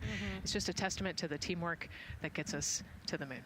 And so we can continue to watch Christina, Reed, Victor, and Jeremy on their way now to the moon in Earth's orbit and awaiting the next in-flight milestones, deploying Orion's solar arrays. So why don't we get back in with Mission Control and Gary. Hey, thank you, Megan. Again, we're following along in the action. It is a long day. They have a number of procedures they need to get to immediately in their timeline. And Integrity Houston, crosstie is on board per the ETSI-DEM. We copy Houston. Thank you.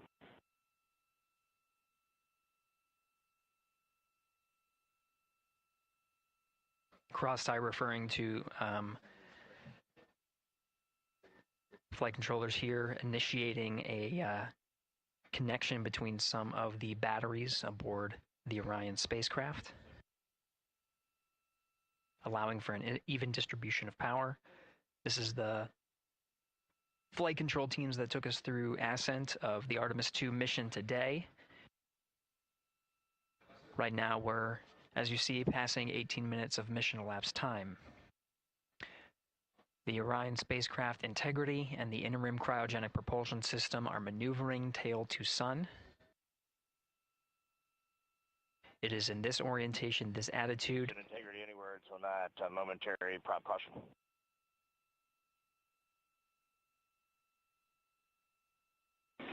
And Reed, no action, we're looking at it.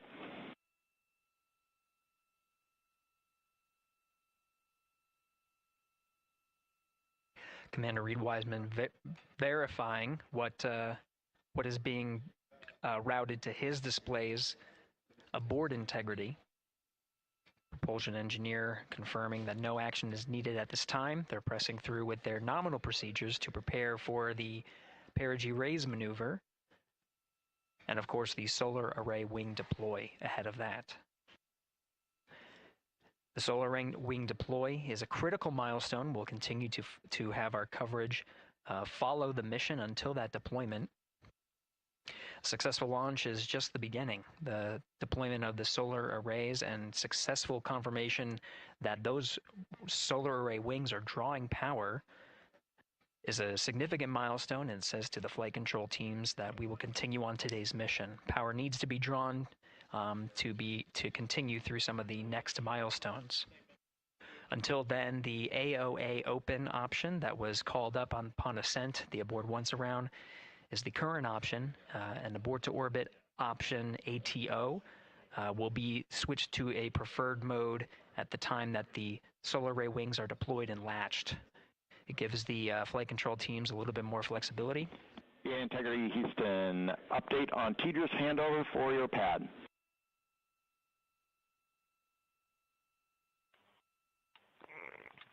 Give us just 1 minute. And Stan, you can read it. Ike is ready to copy. Roger. TDRS handover east to west expected 1 second earlier at 5:1 minutes 26 seconds.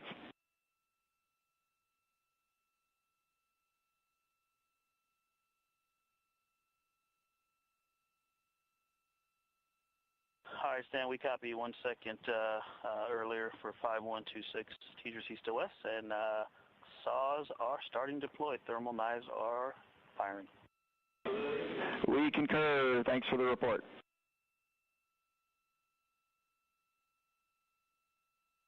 Read back of the reports that you just heard on the Orion to Earth network. Integrity has maneuvered tail to sun. The RL-10 nozzle on the end of the ICPS is pointed towards the sun, and the solar array deployment sequence has begun. With the deployment confirmed, it'll be several minutes until they are what is called in a latched position. Once they are latched and confirmed to be drawing power, they can switch the mode to ATO and continue along the mission.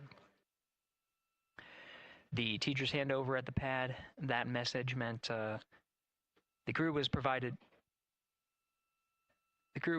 some preliminary numbers of when to expect handovers between the tracking and data relay satellites. Currently orbiting Earth at an altitude of 545 statute miles above the Earth, they are in a near-Earth network communication system. The tracking and data relay satellites, geosynchronous satellites that are stationed about 23,000 miles above the Earth. After the apogee rays burn, that occurs later today, the burn itself will put them in an altitude that surpasses the range of the tracking and data relay satellites, and they will transition to the deep space network today. And integrity for prop messages, we see 2 temperature measurements right near the line. It's that momentary message you saw earlier. We're going to suppress those. It's CM helium heater 2 T1 and heater 1 T1. They're going suppressed. Integrity, thank you. We see the same.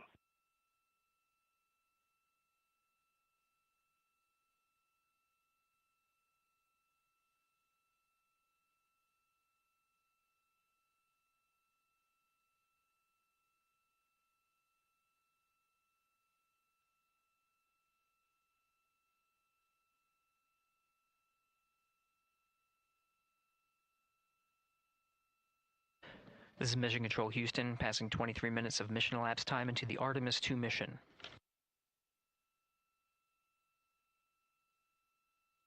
This is after a launch that began at 5:35 and 12 seconds Central Time, 6:35 and 12 seconds p.m. Eastern Time. Right now, the orientation you're seeing from our arrow visualization that translates some of the telemetry that we're getting from the spacecraft and puts it into a model so you can follow along on some of the milestones that we are following here. The RL-10 nozzle that you see at the left end of your screen, though it is currently not firing, that nozzle is pointed towards the sun, and the solar arrays are currently deploying. From this visualization, they look fully stowed in a position. Integrity, we are happy to report that Jeremy has the O2 sensors on. Copy O2 sensors.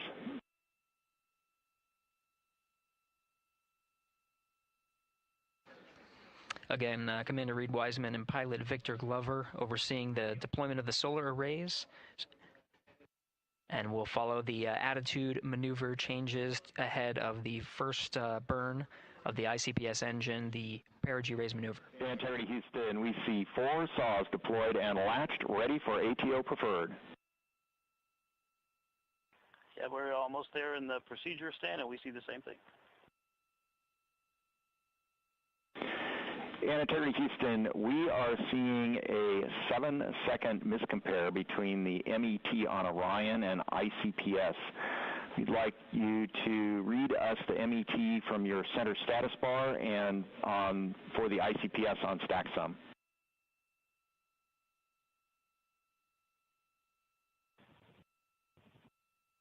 And Stan, we see a absolutely precise alignment. MET 25, 14, 15, 16, precisely aligned with ICPS MET. Copy, thank you for that. We'll investigate a ground issue. And Houston Integrity, ATO preferred set. Copy, ATO preferred.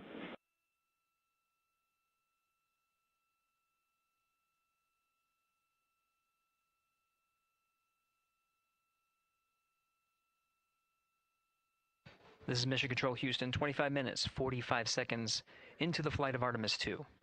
We have confirmation that all 4 solar array wings are deployed and latched. This is the configuration needed to switch to ATO preferred, which you did hear confirmed from pilot Victor Glover. That mode has been switched. There was also a discussion with Capcom Stan Love and Commander Reed Wiseman about the alignment of the MET clocks on the Orion spacecraft and the ICPS. Commander Reed Wiseman confirmed the clocks are in sync, no issues, they're going to investigate it on the ground. We're proceeding with today's mission. 26 minutes of mission elapsed time and counting.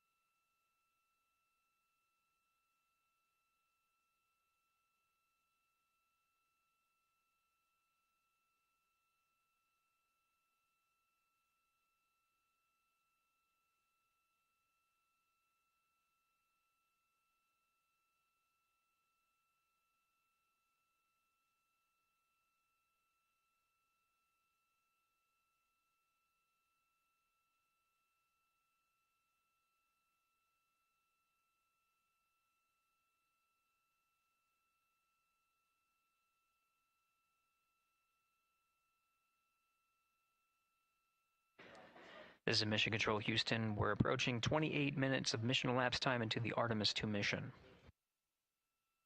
At this point, we've had a successful liftoff from the pad at 5:35 p.m.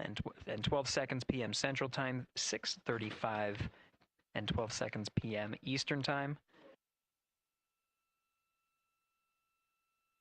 We've had a good main engine cutoff, core stage separation, and a good trajectory to begin today's mission. Right now, the spacecraft has maneuvered tail to sun. We're standing by for another maneuver to maneuver into the burn attitude. This is where the RL-10 engine of the ICPS is pointed in the correct orientation for the perigee raise maneuver. We did hear confirmation that the perigee raise maneuver time of ignition has been confirmed per the pad, which means it was the predicted time prior to liftoff.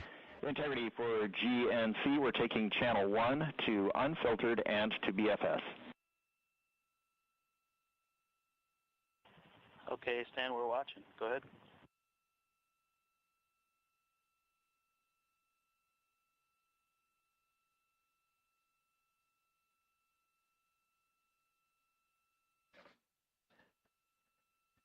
Capcom Stan Love reading up to the crew of Integrity. They will switch the navigation source from channel 1, standing by for confirmation that that switch has occurred.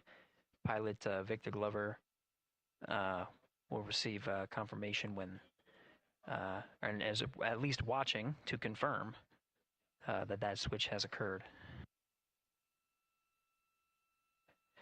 Again, the perigee raise maneuver that we're heading towards, not too long from now, we're actually inside 20 minutes at this time from the time of ignition of the perigee raise maneuver. We did have a successful deployment and latched of all 4 solar array wings. This is the configuration needed to commit to the perigee raise maneuver. Of course, flight controllers here in Mission Control Houston will continue to evaluate that everything is good before committing to that burn. The perigee raise maneuver does raise the perigee, the lowest point in the orbit, from 15 to 100 nautical miles. The 100 nautical mile mark is needed to continue in low Earth orbit and hit the target for the apogee raise burn. That will put them in a high Earth orbit for the remainder of the day and set them up for the right position to execute the translunar injection and head to the moon tomorrow. The burn duration of the perigee raise maneuver is 26 seconds. It's a relatively short burn, but it does raise the perigee and do the job to get into the correct position before firing that main engine on the ICPS. The pad had a TDRS handover. This is the tracking and data relay satellites. East to west, they are geosynchronous satellites that are positioned around the globe. And as Orion makes its way around the Earth right now, above the west coast of Africa, at an altitude of about 923 statute miles, and counting.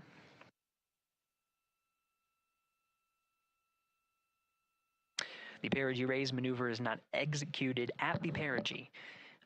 It is rather executed on the, actually closer to the apogee. But what it does is it raises the perigee on the other end of the orbit to 100 nautical miles.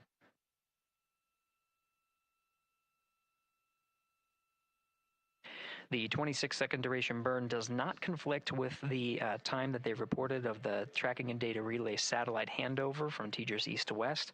Again, geosynchronous satellites that are used not only by Integrity today, but the International Space Station as well.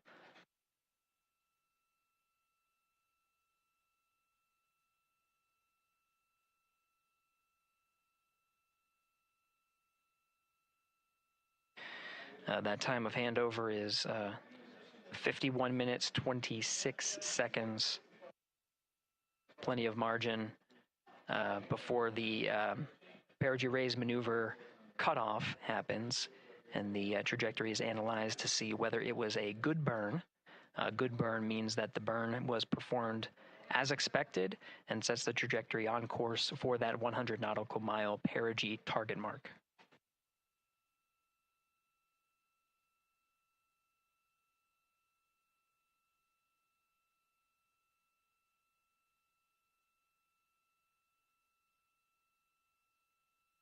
Again, for those sticking with us on NASA Plus and following along on our coverage, we will continue to follow and to cover the mission until,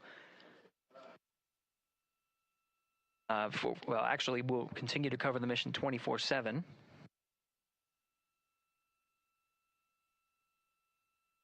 But we'll wrap up our coverage here shortly. And now that solar array wing deployment has occurred on NASA Plus and Amazon Prime. Again, we will continue coverage 24/7 at the NASA YouTube channel. For those that want to see all of the upcoming milestones, there are select times where we will be coming back to NASA Plus and other streaming platforms. You can go to nasa.gov to find the latest on when to find those activities. Given that this is an operational mission, we do want to make sure that we are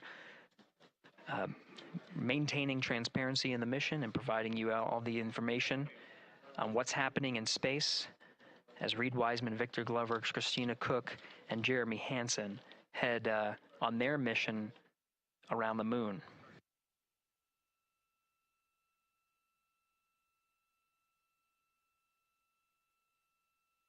Inside Integrity at this time, again, the solar array wings have deployed. The Integrity is maneuvering to its burn attitude ahead of the execution of the perigee-raise maneuver. Overseeing these steps is primarily done by Commander Reed Wiseman and pilot Victor Glover. Mission specialists Christina Cook and Jeremy Hansen focusing on some of the system activation inside of Orion, namely the environmental and control and life support systems. The activation and checkout of some of these critical systems are very important to continuing on the mission, making sure that those systems are in a good condition and in a reliable condition to provide the necessary environmental and control needs of the crew with humans on board through the duration of the mission that extends 10 flight days.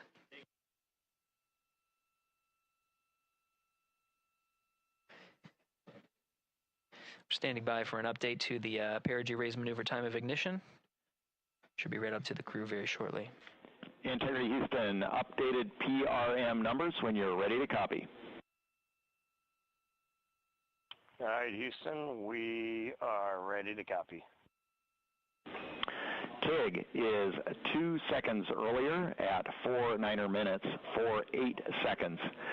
TGO unchanged at 26 seconds. 49, 48, TGO 26.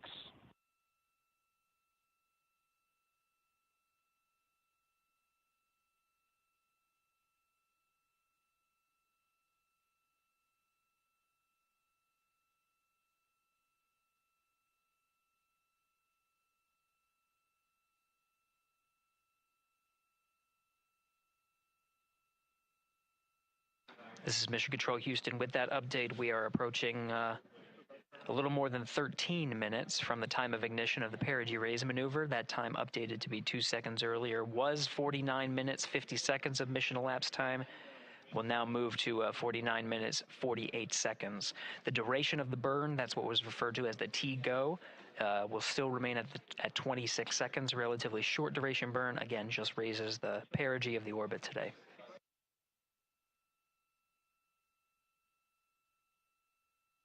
Making sure they hit the mark on that time of ignition is the primary concern of Commander Reed Wiseman and pilot Victor Glover. Mission Specialist Christina Cook and Jeremy Hansen inside activating those environmental control and life support systems.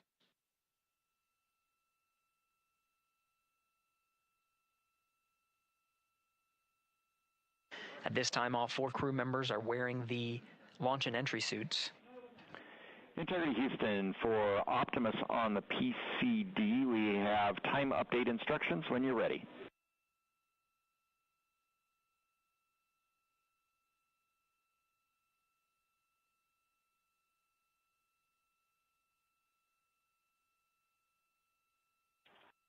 And Houston, Integrity, we copy. Hands are pretty busy at this time. I think we will call you back when we're ready for that. All right, that one is not urgent. 2 minutes to maneuver to PRM attitude. We are watching and concurred. 90 seconds-ish, maybe. Pilot Victor Glover confirming that that maneuver less than 2 minutes. Again, that the point of that maneuver is to point the main engine of the ICPS, the RL-10 engine, in the proper orientation to execute that 26 A todos, muchísimas gracias por sintonizar la transmisión en vivo del despegue del cohete de Artemis. Nos veremos en otro día con la segunda parte de esta